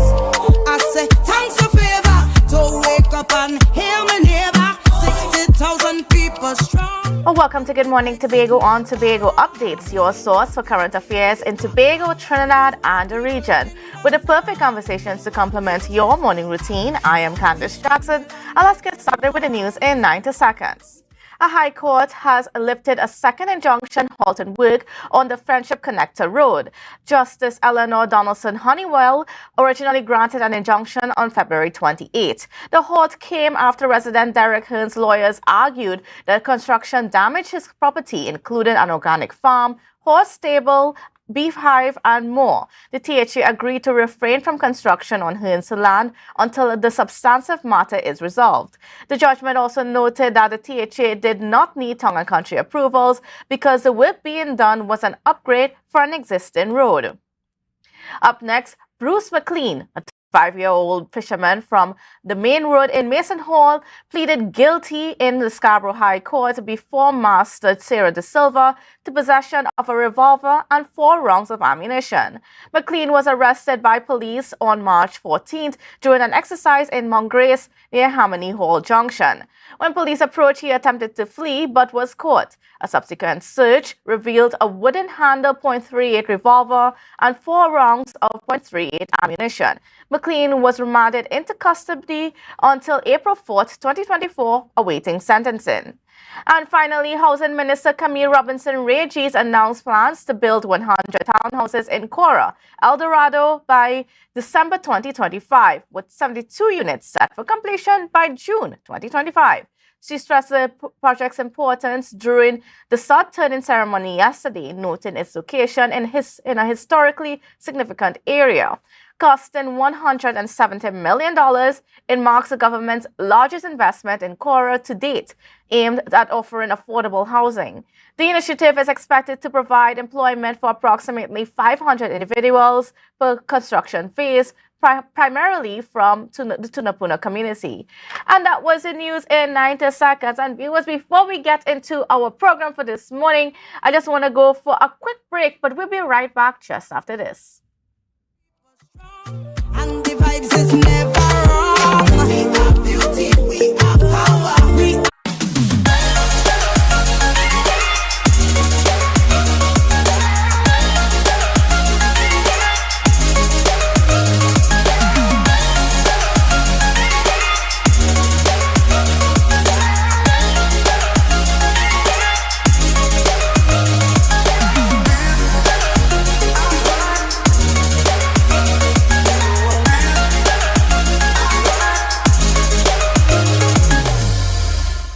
It's March Madness at Standard. Distributors Limited. Get $100 back for every $1,000 you spend. Major appliance deals on Frigidaire, Hyacinth, Samsung, and more. Plus, same-day financing options available. Don't miss out. Sale ends March 31st. Standard. Never beaten on quality and prices.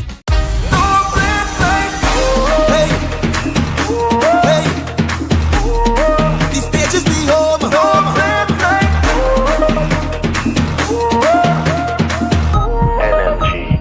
Make we down in the band, we come out of run in tongue, hey, run in tongue again, run down way, run in tongue again, jump and way.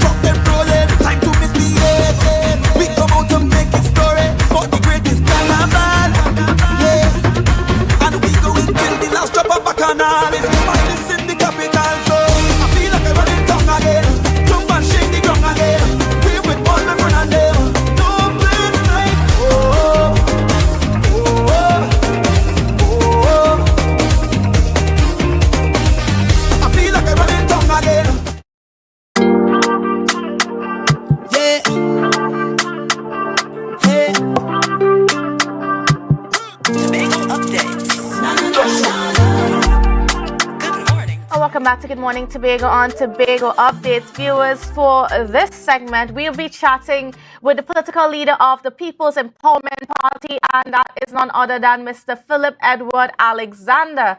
So good morning and welcome to you, Mr. Alexander. How are you doing this morning? Good morning. I'm doing well. Thank you. Thank you for having me. Good morning to all your viewers. All right, great. And now getting straight on into our conversation this morning, we're dealing with two topics, but the first one has to deal with crime and the fact that, our crime here in Trinidad and Tobago seems out of control, and it has been that way for a while. And it also seems as though the government has not been able to get it under control, or they are struggling to get it under control. What is your perspective on this? I think that is a narrative that the government is floating.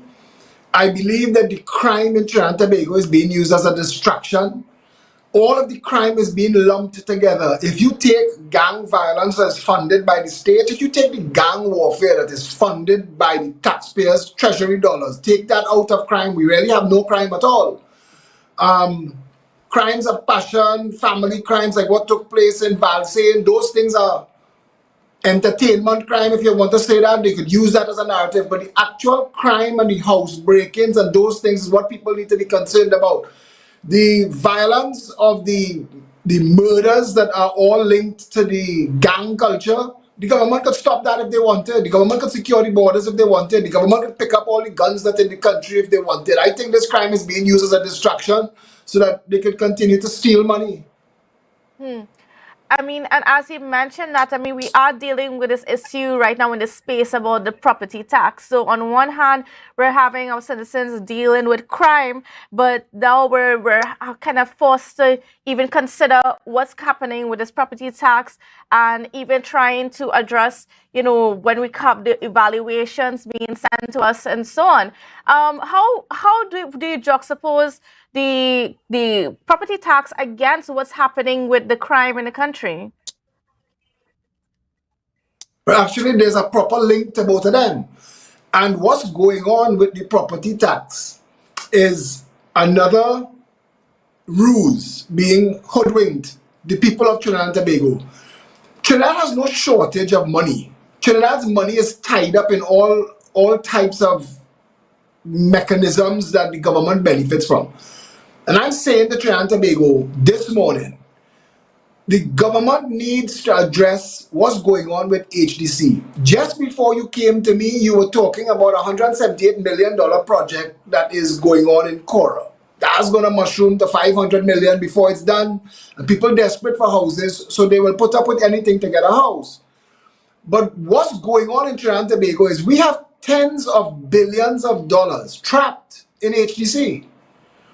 HDC has thousands of real estate properties that are now operating as a mortgage finance bank. And I don't know if that is in the remit of the HDC, and I would like the lawyers in Trinidad and Tobago to investigate that. But more importantly, right now, if the government of Trinidad and Tobago was serious about properly funding and operating the economy, they would value all the HDC properties and sell them to the people living in them.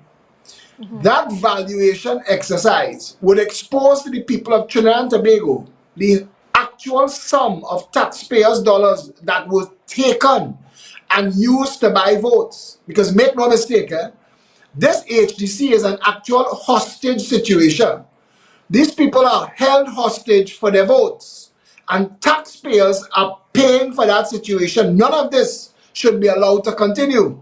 So today, I am saying to Trinidad and Tobago, we are going to be having a press conference calling on the government of Trinidad and Tobago to take taxpayers' dollars out of HDC. And the fastest way to do that is to get the billions of dollars of taxpayers' funds that are in the banks. Every time the banks celebrate the billions, that's taxpayers' funds too. Taxpayers paying for everything. So let's value the HDC houses and sell them to the people who are living in the houses. Give them a reduced price. Give the banks, the commercial banks, an incentive to provide mortgages so as to free up those billions of dollars back into the economy. That's where our money is. A lot of our money is tied up there in HTC and UDCOT. And we need to shut down those special purpose companies. Right now, today, the government needs to press pause on everything UDCOT is doing. And let us get this economy balanced and right-sized. The idea that you have to come to take money from people as property tax who've already paid 40 and 50 years worth of property tax as stamp duty when they bought the property is a criminal act. And we are not going to stand for this. And we are going to march, and we are going to protest, and we are going to mobilize the 500,000 property owners in Trinidad and Tobago. And this government will pay a heavy price. I'm saying to Trinidad and Tobago, this property tax, I'm saying it directly to Colm Imbert this morning. This property tax will be repealed by this government or the next. The march and the protest that we are going to organize against this property tax will make Section 34 look like a carnival band. We are going to end this. There are ways to get the money back. Our money is tied up in one Woodbrook place. There are government ministers, present and former members of parliament that are drawing revenue from one Woodbrook place. When you do a valuation exercise into HDC, you will find present and past government ministers and members of parliament and other agents of the state owning HDC properties and renting them out. All of this needs to be addressed. The Director of Public Prosecutions needs to get involved in this. It is a big, dirty mess, and we need to now address all of it. If we have to run the economy for the government so the government can understand that we are not accepting a property tax when what is being done with our funds is that it's being misused, we're going to show you how to use it properly. The first step, get our money out of one Woodbrook place. There's one fella in one Woodbrook place have about 9 properties in one Woodbrook place renting out as commercial business. Sell it to him. Stop being his landlord. Get all that money back out and put back in. Now, Mr. Alexander, I wanted to get from you, though. What do you think about the fact that the government has been targeting the residential population for the first phase of this property tax instead of commercial or industrial properties? They're not supposed to be taxing anybody. And if they went at the commercial properties, they would find themselves in court quick. And they know that. They're expecting the population to be sheep. They're expecting to be able to silence us and to browbeat us into acceptance. But they've gone too far. And they've triggered something in the people in Trinidad and Tobago. They've united people from the bottom to the top. They've united Goodwood Park with Beatam. They've united people who would never have been on the same side of any political issue. Everybody's united in disgust. I want you to understand this again. A property tax that you want to take from people and you're justifying it to say that this is to go towards maintaining the country and maintaining the communities. You've already gotten that. You've gotten 50 years. The worth of property tax as stamp duty. If you want to take a property tax, give everybody back their stamp duty. You cannot tax people twice. That's a criminal act. We're not accepting this. The reason they cannot go on the industrial properties and the commercial properties is a lot of these properties are owned by friends and financiers of the government. They're playing a funny game. But I think they back themselves into a corner because they've run out of oil and gas money and they don't know how to monetize it because every move they make, Guyana outplaying them. And we're not hearing this on the news. Guyana is outplaying Trinidad and Tobago, and the only reason we still have any drips of revenue is because Venezuela is in whatever crisis Venezuela is in. If Venezuela economy was to be free tomorrow, Trinidad would collapse. Stuart Young is so frustrated in his job. He attacked Ronald Harford without even knowing who Ronald Harford is or what Ronald Harford represents to the economy of Trinidad and Tobago. Stuart Young attacked him for calling for accountability in the oil and gas because Stuart Young cannot account. Stuart Young cannot account. They do not know what they are doing where oil and gas is concerned. The government is backed into a corner. They are in panic mode. They are operating in panic mode. And Keith Rowley is telegraphing that he doesn't care if he loses the election. He's going to double down on this property tax. And I want to let him know clear, in no uncertain terms, every single organization in this country will unite against him against this property tax. And I want to say one more thing to Trinidadians. When we call this march and this protest, and we call for every political party and every political voice to unite, listen for those who are not united, and you will know those who have an agenda, who are secretly supporting the PNM and this idea that the taxpayers could be taken advantage of. Pay very close attention to what everybody does next. Now, the government, the Prime Minister, the Minister of Finance, they are all saying that, the property tax is what's needed for them to be able to fund the local government, to even fund in the THA here in Tobago and so on. What do you say about that argument about, the reason why the local government is underfunded in Trinidad and Tobago is because we are not collecting, or we have not been collecting property tax since 2009? First of all, you have to understand, local government does not need funding. We have two levels of government in Trinidad only because there was a time when Trinidad was supposed to be part of a federation of Caribbean states, and every state would have had its headquarters, its central government in Trinidad, the first location of the headquarters of the Federation of Caribbean States. We would have been the lead country, and everybody would have had to have local government outside there picking up the trash, making sure water flowing and paving the roads. When that collapsed, when Eric Williams and Jamaica fell out, when 1 from 10 equal naught, it stopped being a federation of Caribbean states. But the British said, still, all of y'all get out. We have no interest in any of y'all, get out. And when they went to Marlborough Place and they hastily put together a constitution, what Williams did, and Williams and Tajmol Hossain, what they did, and Ellis Clark, they took the federation's constitution and the whole model of the federation and they just put it on Trinidad and Tobago. That's why our national anthem says, side by side we stand, islands of a blue Caribbean sea. That's not for Trinidad and Tobago. That was for all the islands that were supposed to make up this federation. Our local government system in Trinidad and Tobago makes no sense. We have multiples of central government, state agencies, and local government agencies responsible for the same thing. Under the People's Partnership, there were 5 authorized organizations with responsibility for cleaning rivers. The entire local government system needs to be repealed. The country needs a proper central government and a management system for our 41 states. Our constituencies could be operated as mini states, and you could put people inside of there, supervisors for public works, public utilities, security, education, and healthcare. Those are the important things to people that local government is supposed to take care of. You don't need a whole local government system, and it does not need funding. It's just another way for them to thief. Mm-hmm. Now, you say that the PP is going to be going on some protests and some marches and so on pretty soon. Is that going to be nationwide? Is it going to be some in Tobago, or is it going to be just in Trinidad?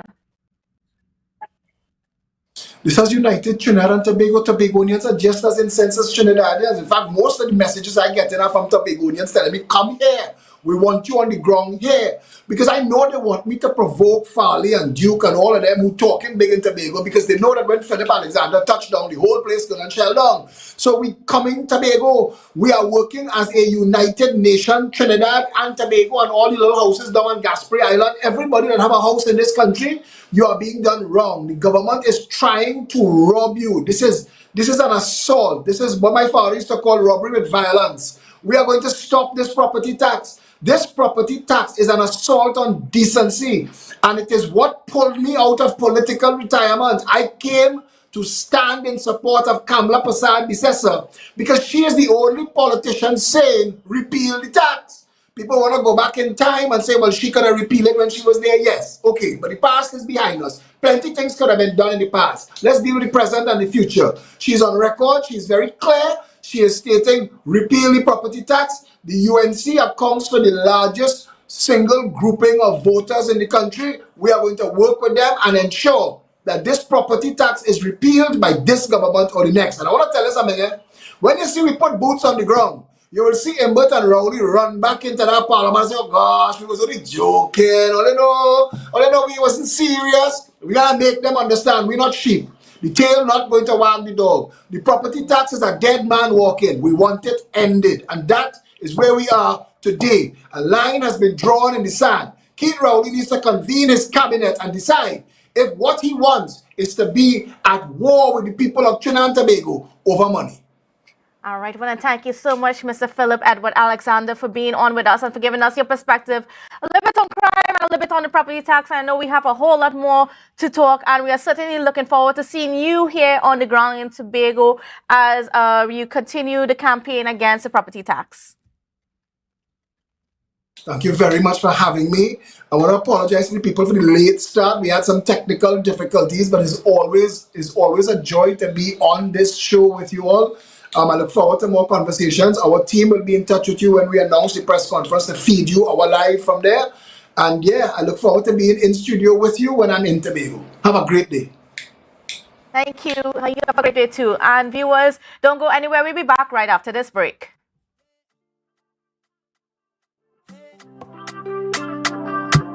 Tobago updates. Good morning, Tobago.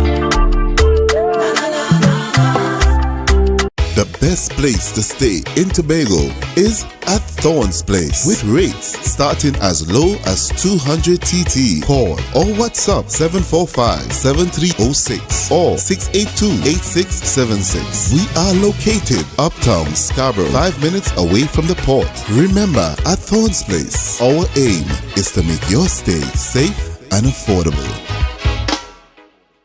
You can now get whatever you need whenever you need it anywhere in Tobago with Tobago. Your meals, medication, groceries, and shopping all delivered directly to you. No more hassle, no more stress. Get the Tobago app today on Google Play or Apple App Store. That's TAPPOGO and let us deliver to you. Check our website at www.tapogo.app or call the experts at 494-TOGO and 484-4746. Tobago. Relax. We will get it to you. Tobago's at your service. Scrub Ties brings to you our organic fat dissolving shots. Yes, guys, our lemon butter shot breaks down stubborn fat, tightens any loose skin while increasing your metabolism. No side effects, no downtime. We also offer cavitation, cellulite treatment, butt, breast, hip dip fillers, weight loss, fertility IVs, and much more. Contact us on 495-6624 or follow us on Instagram at Scrub Ties Body Contouring.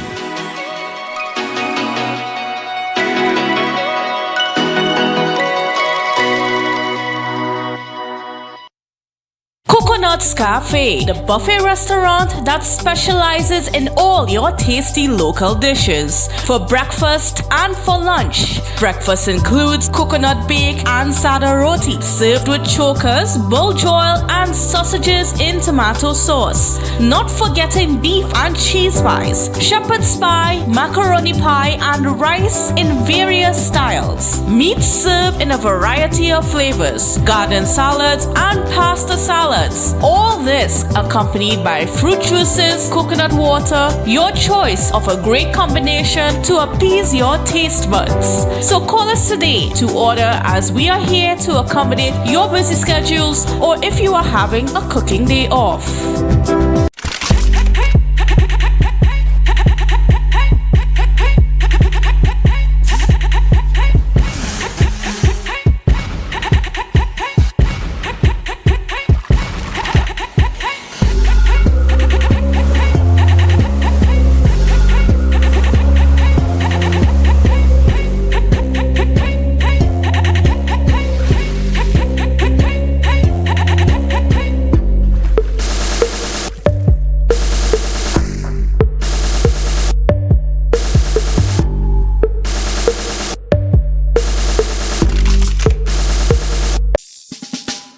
Represent Sunday, 24th March, Glamorgan Youth Foundation Annual Regatta.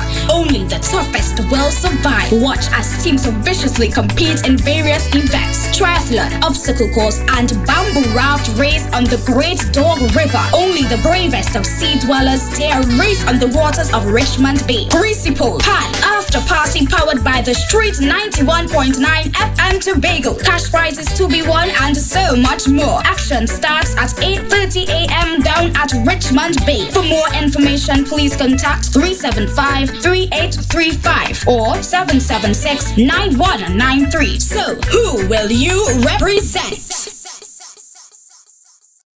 At JK Tech, we bring technology to your doorstep. From cutting-edge laptops to reliable printers, we've got it all. Nationwide delivery and a new website for easy online ordering. JK Tech is your one-stop shop for your electronics and computer needs, carrying top brands such as Acer, Samsung, HP, and much more. Follow us on Facebook and Instagram at JKTechTT or visit jktechtt.com. Quality tech is just a click away. JK Tech. Evaluate your shopping experience, your tech, your way. Call or WhatsApp 383-2651. Shop smart, shop JK Tech.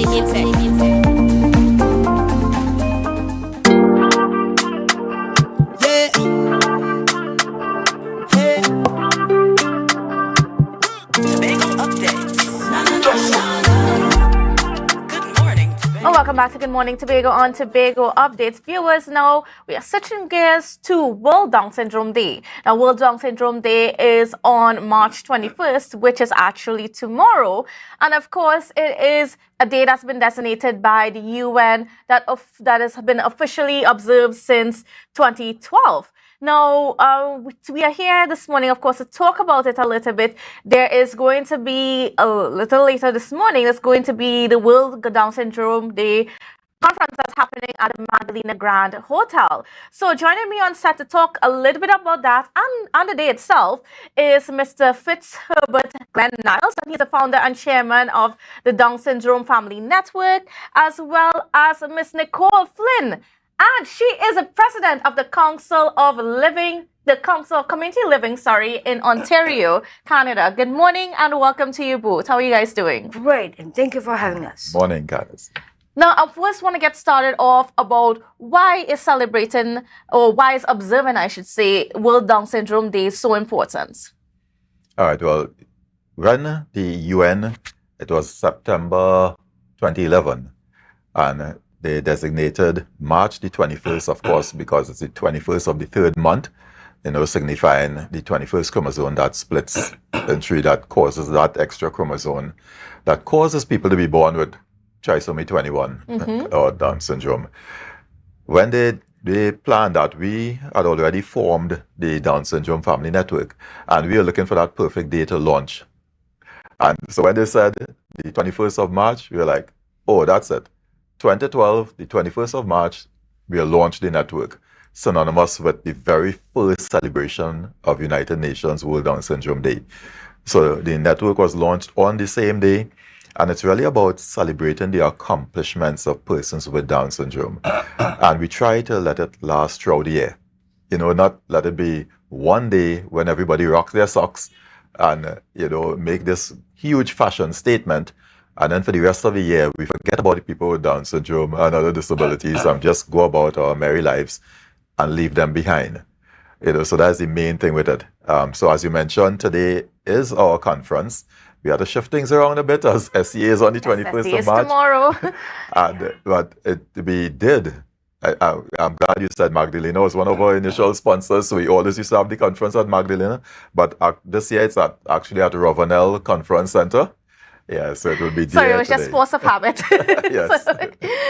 Yes. So that's great. And we know that people with Down syndrome are just like anybody else, and they can do a whole lot. And Nicole Flynn, you are one of those people that have accomplished quite a lot. So tell me about yourself and what you've been able to do regardless of being someone with Down syndrome. Having Down syndrome doesn't define me. Great. Because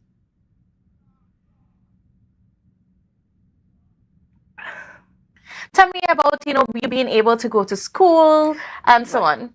Right. Thank you for reminding me. Yes. Going to college, I graduated with a General Arts and Science program, and with the focus of anthropology and sociology, with the understanding of people who have disabilities anywhere on the spectrum. Yes. And I like to advocate on behalf of nature and people who have disabilities. Mm-hmm. And specifically Down syndrome, if you look at it, they're beautiful. If you look at the butterfly, a monarch butterfly, if they have when they have beautiful colors on their wings, then when you look at different people with their different personality, you're looking at different type of animals. So in that case, putting that together, then you have a beautiful diversity of strengths and skills and abilities, unique abilities that people can come together at the table. Having Down syndrome does not hold you back. No. Tell me about just the life that you've been able to live and just all the things that you've been getting into and so on, just like anybody else. Right. Because, let me think here. Being human, we can easily make mistakes. Mm-hmm. And that is because we're human. And doesn't matter what we do, what the goal is, or the dreams that people have in their what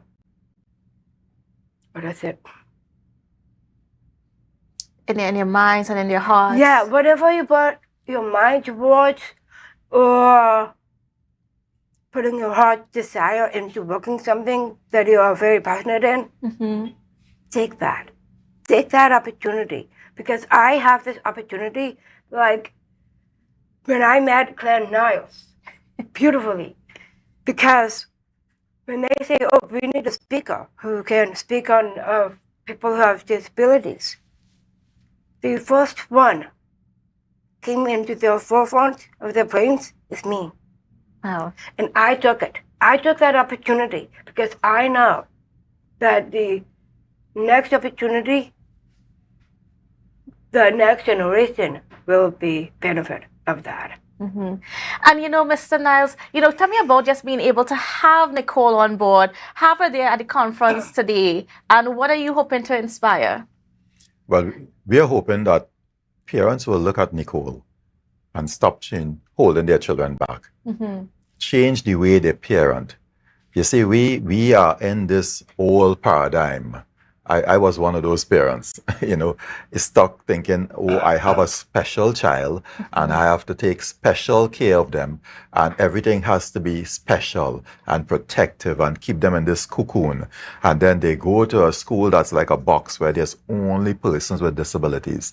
So there's nobody that they could see to try and emulate, to learn from and to progress, because and that's why the theme of the conference is ending stereotypes, because everything is based on stereotypes. For any time we put that label on them as being special and put them in that box, we are letting our limited beliefs, perspectives, and opinions dictate how we treat with them.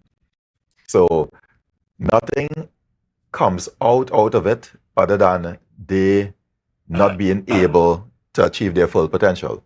So since the network started, we launched in 2012, and from 2013, every year for the conference, we bring down a self-advocate like Nicole to show our parents, this is what your children can be like.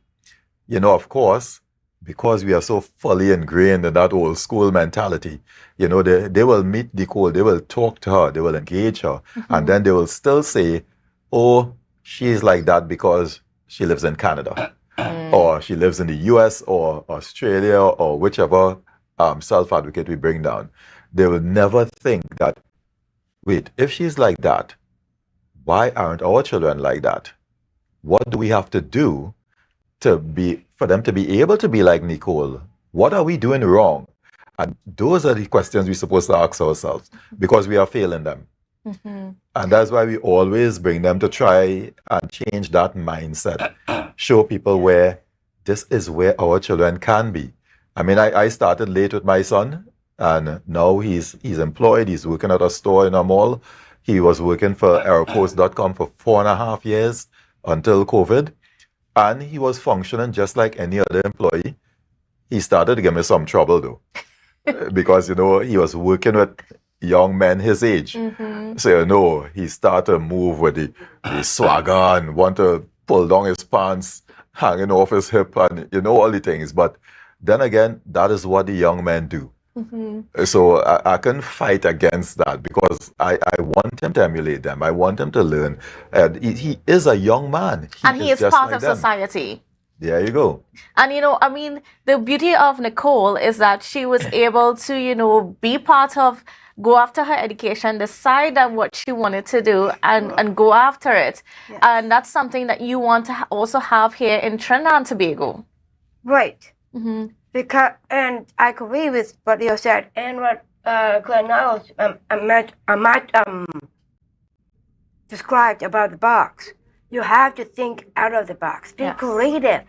It doesn't matter if you're inside or out, because we're beautiful inside and out. Doesn't matter what we are.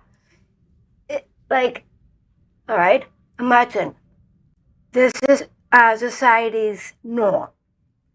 Each side of that norm considered as a mistake. And no, we're not a mistake. We meant to be this way. And now in society today, is really focusing on neural focus. On, we have to teach one kid one way and teach the same kid the same way. Well, no, because every kid can be different. Like, for example, my sister, we adopted her 33 years old. Right now, we have someone who is supporting her. And my dad had to leave work, literally had to leave work to support my sister.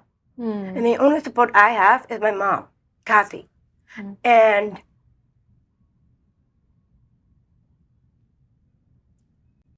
okay, I'm gonna make you just imagine that we are out on the ice floe.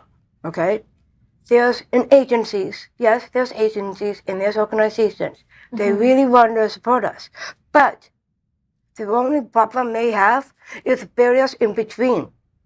The space between is what defines the society's attitude in the space, is creating the disability thing in their minds and saying, that person has disability, we can't teach you anything.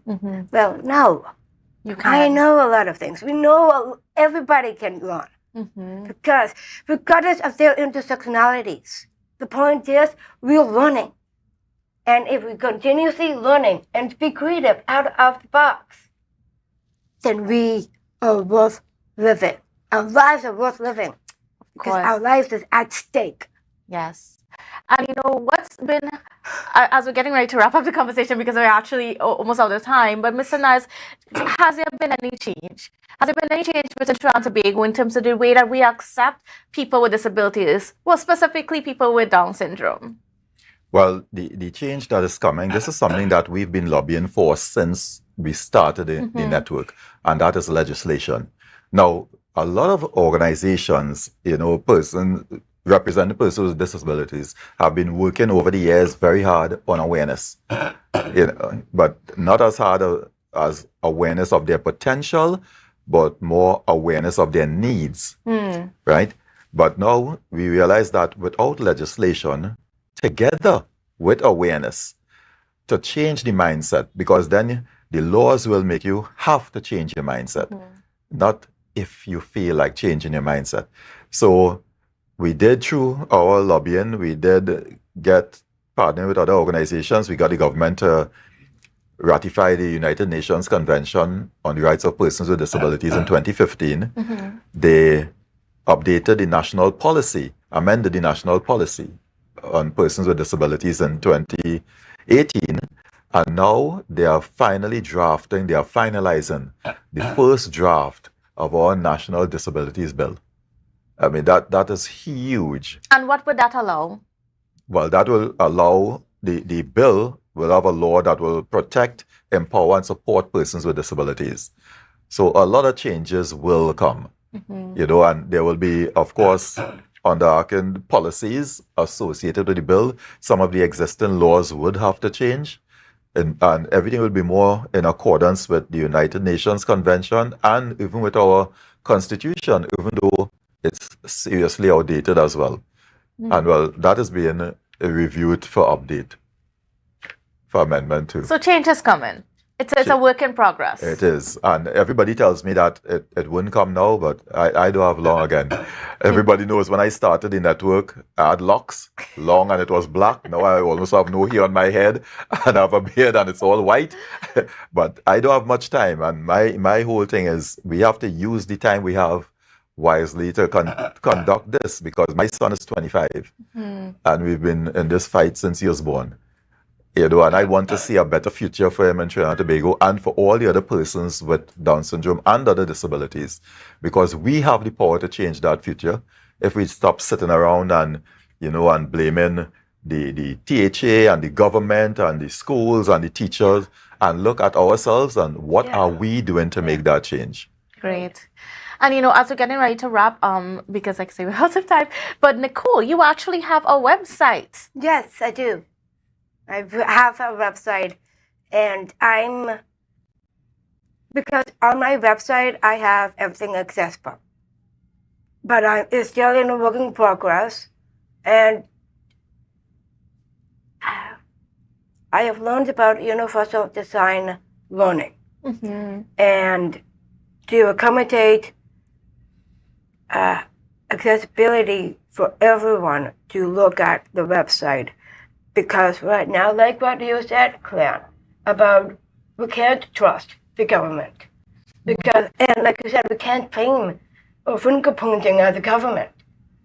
But again, we can't just trust the government because, yeah, they can say one thing, but they mean something else. So what is your website? Where can people find out more about you and learn more?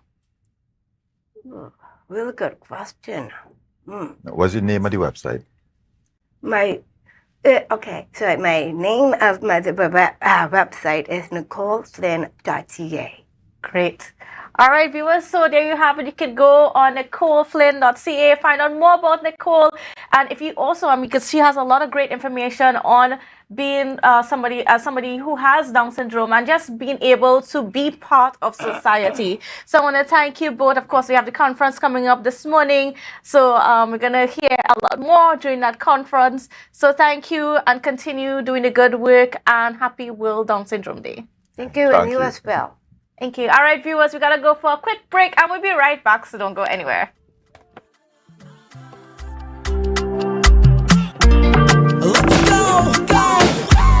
It's a brand new morning, rise up to a brand new dawning. As the passion start to rise, the energy fill the skies. I say thanks a favor to wake up and hear my neighbor. 60,000 people strong, and the vibes is never wrong. We have beauty, we have power.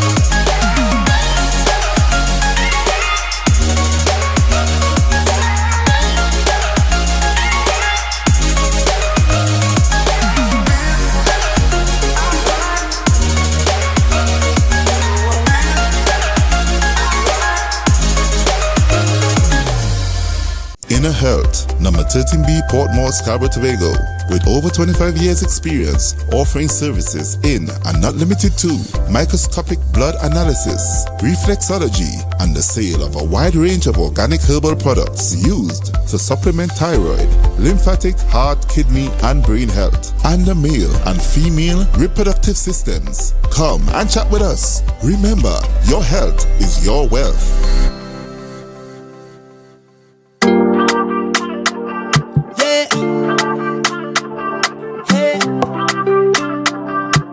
Tobago updates. Good morning, Tobago.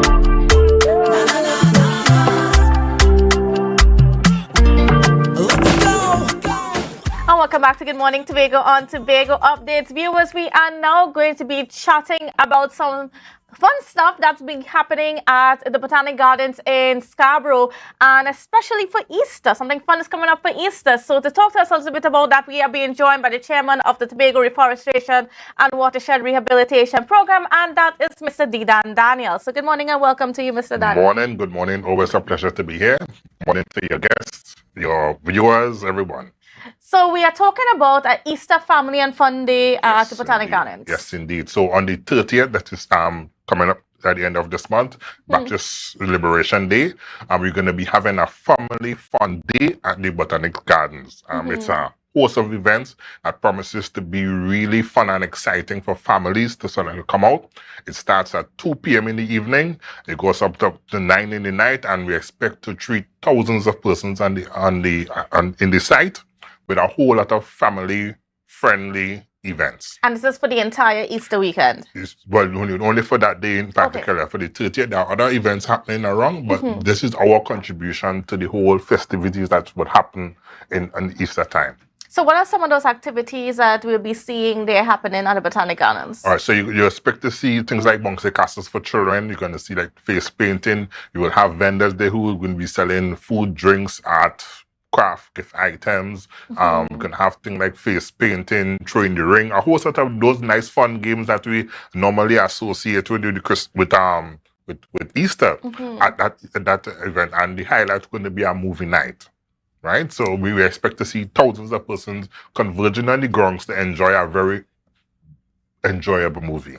Certainly. And what movie are we going to be seeing? Well, I can't have that one out just yet. It will be a surprise, but I promise it's going to be a very exciting, family-friendly movie. And we're just waiting for the opportunity to host persons there so that they can enjoy it. And tell me a little bit about, the Tobago Watershed and Rehabilitation Program being able to maximize the uses of the green spaces here in Tobago. Well, our mandate has been expanded to encourage persons on the island and our visitors to enjoy the green spaces that we do have, right? The events of Christmas have shown that there's a high demand. People really like to enjoy it, and it's a good way of really imparting environmental education to persons to get a wider appreciation of the space that they do live in, and the importance of how and preserving it. So by encouraging persons to use the green spaces on the island, we are helping to solve or meet a need for that type of education, that type of awareness. And from all the activities that we've had so far at the Botanic Gardens, Christmas, Valentine's Day, and so on. Yes. How have that been able to be used to help improve the space there at the Botanic Garden? Well, over the period of time, we have been able to make a significant amount of revenues, and that those funds are going to be used to do special projects to have to develop the space. One of them is a pollinator garden. Very shortly, you'll see a nice loving fixture. I won't let the cat out of the bag at the Botanic Gardens. It's going to be one of the big attractors in Scarborough. We expect to see community groups within the area participating in associated projects that will help to really develop the space. So look forward to seeing some really good things happening at the gardens. The patronage that you extend helps to generate the funds to be able to do those things. So it is a whole partnership, a whole arrangement that will bring benefit to all the persons who are involved. And as we have like a cruise ship in town today, is there anything special that the Botanics, are you guys doing anything yet to cater to the cruise ship passengers? Well, almost every day we do have cruise cruise passengers at the Botanic Gardens. They're walking around, enjoying the flora and fauna of the space, and checking out the pretty cocks. Tongue fowl, I would like to call them, in the place, the trees, the different type of tropical trees and so on. So we do have visitors there every day, both local and foreign. In terms of a special thing, not just yet, but we have in plan a special event. We have this cruise ship schedule, so you're gonna expect to see a cabana by the port directing persons to the gardens, where they could have a special event specially designed and produced for them. All right, great. So lots of good things happening. So, of course, viewers, now, where do you have to be on March 30th? At the Scarborough Botanic Gardens, right? We start from 2 p.m. I must mention that there's a entry price to enjoy the events. The $60 for adults and $40 for children. Children is under 18, right? So what you do, you purchase that ticket, and that ticket allows you to have at least one chance of all the events that will be happening on the day, right? If you want to, and it's quite a lot of events, so we have enough things that to keep you occupied for at least 6-7 hours. So and that for only $60 for adults and $40 for children, we think is still have a deal. Again, we expect you to come down and do it. And I must mention that is a really good after C exam cooler. So all those children, good luck tomorrow in your C exams. After the exams is a good opportunity with your family to come at the Botanical Garden and enjoy all the fun events that we have in store for you. All right. Well, I want to thank you so much, Mr. Dida and Daniel, for being on with us and for telling us all those great things that are happening there at the Botanic Gardens. And we are certainly looking forward to more and the improvement of some of those spaces, because the more that we have these events, the more money can be put back into the maintenance. Exactly. And that's the plan. All right, great. Thank you so much. Thank you so much for having me. We got to go for a quick break, but we'll be right back, so don't go anywhere. To a brand new dawning as the passion start to rise, the energy fill the skies.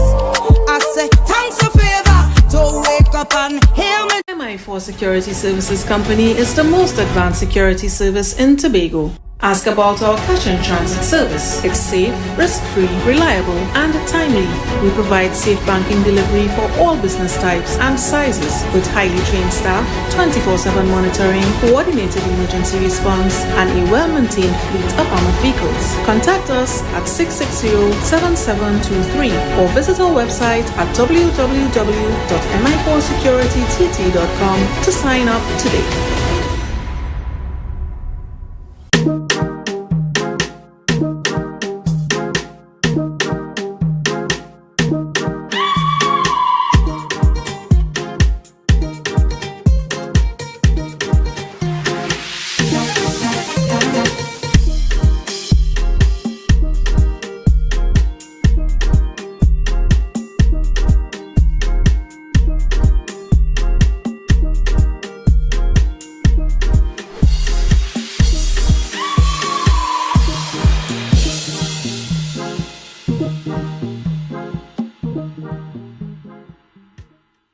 Jimmy's Holiday Resorts has 1, 2, and 3 bedroom fully self-contained apartments located at the heart of Crown Point. Minutes walk to the popular beaches, restaurants, bars, and the airport. Enjoy our amazing amenities such as fully equipped apartments complete with Wi-Fi, AC, TV, and a pool, and a mini-mart on the compound. Call 639-8292 or 8929. Jimmy's Holiday Resorts is your family's home away from home.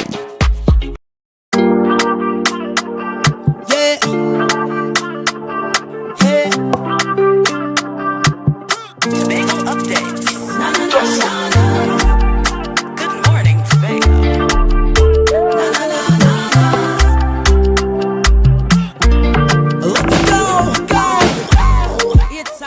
Welcome back to to Good Morning Tobago on Tobago Updates. And viewers, we are continue to chat about some Easter activities. And one of them is one of the most anticipated events, at least in the last couple years. And we are talking about the second annual Scarborough Fisherman Fest. And that's happening Easter weekend. And to talk to us a little bit about that and what we can expect, we are being joined by Mr. Ben Israel, and he is the president and coordinator of Capital Chambers. Good morning and welcome to you. Welcome to you also, and welcome to Tobago, and welcome to Scarborough.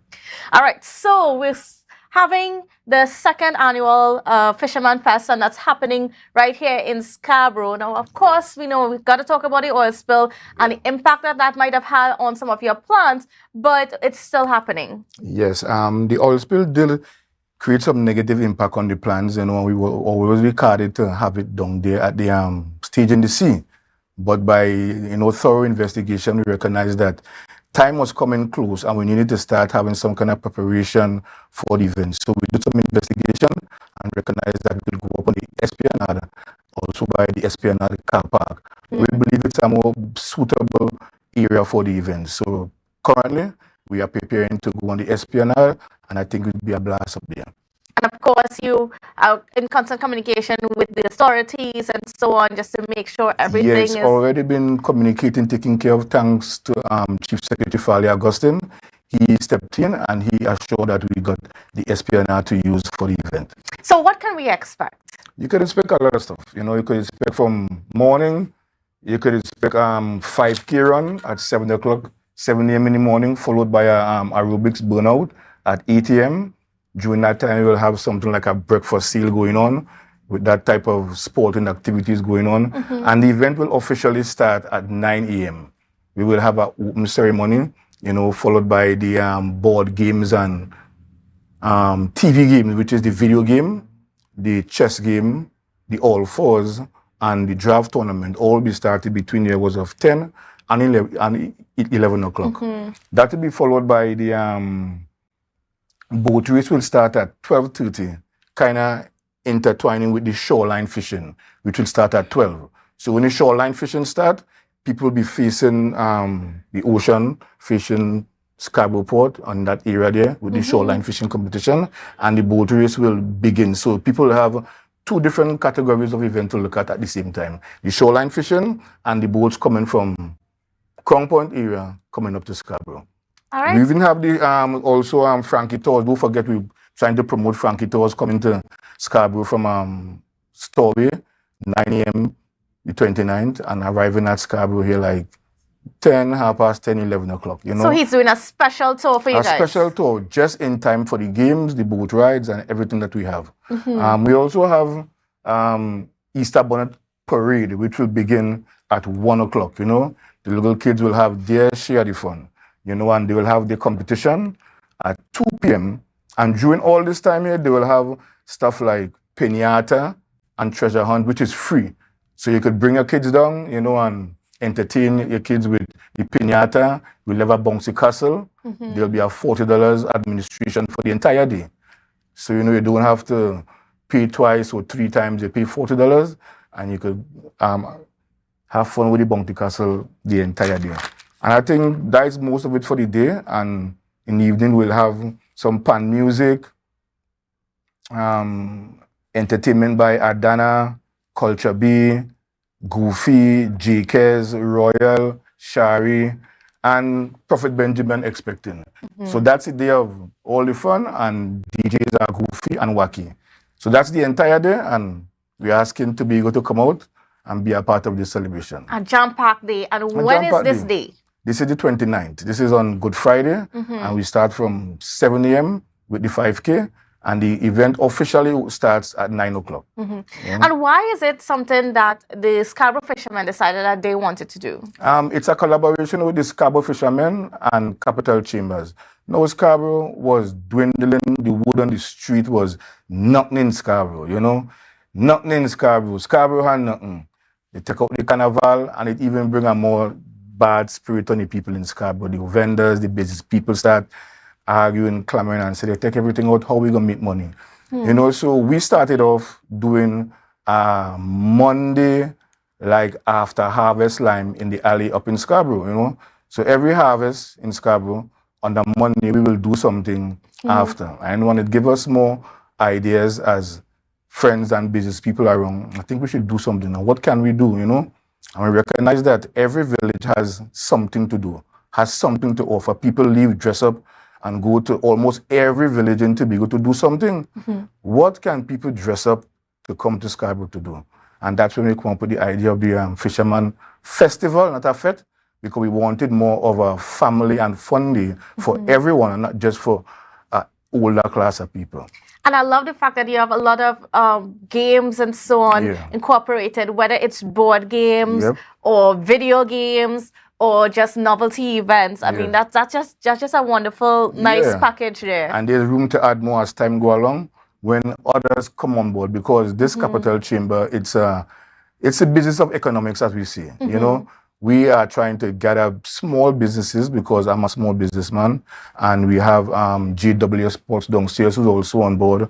We also have STEM Center who's also on board, Rayup, and the bar on the Esplanade who also now come on board. So we intend to have this group of small business people that drive in a kind of a economic activities that brings people, that brings traffic into Scarborough, not only the Esplanade, but into Scarborough, even as far up onto the boardwalk, you know, where we have, just to have something going, not just annually, but occasionally. And there's a lot of occasion on the almanac, and as the tourist season starts in October, right back to April, we're supposed to have something in store in Scarborough for the locals, for the foreigners, and for the tourists that come in on boats. Of course.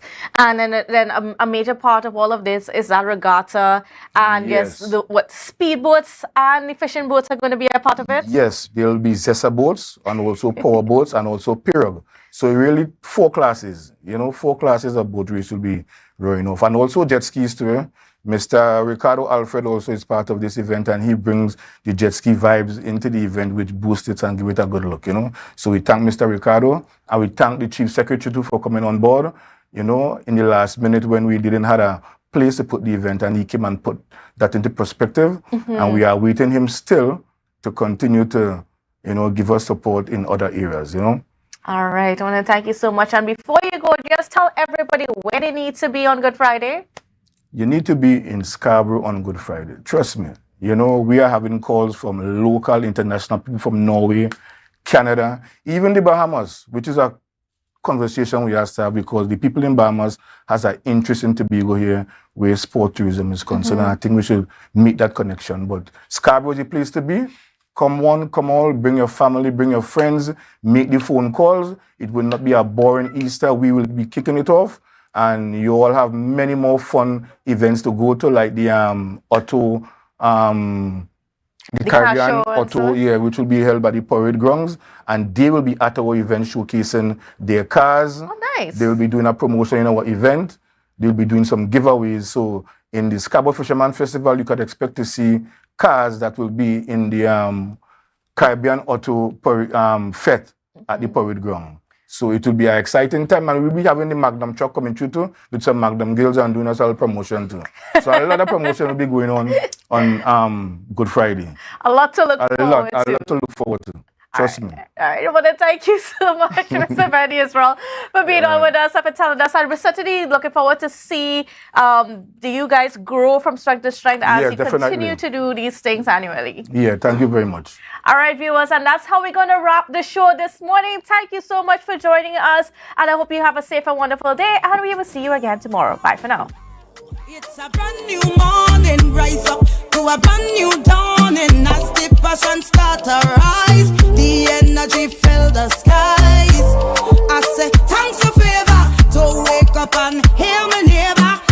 60,000 people strong, and the vibes is never wrong. We are beauty, we are power, we are people in the sun. We are beaches, we are rivers, we are melanated one. You're viewing Tobago Updates Television, your exclusive gateway to Tobago, broadcasting the beauty of this island paradise to the world.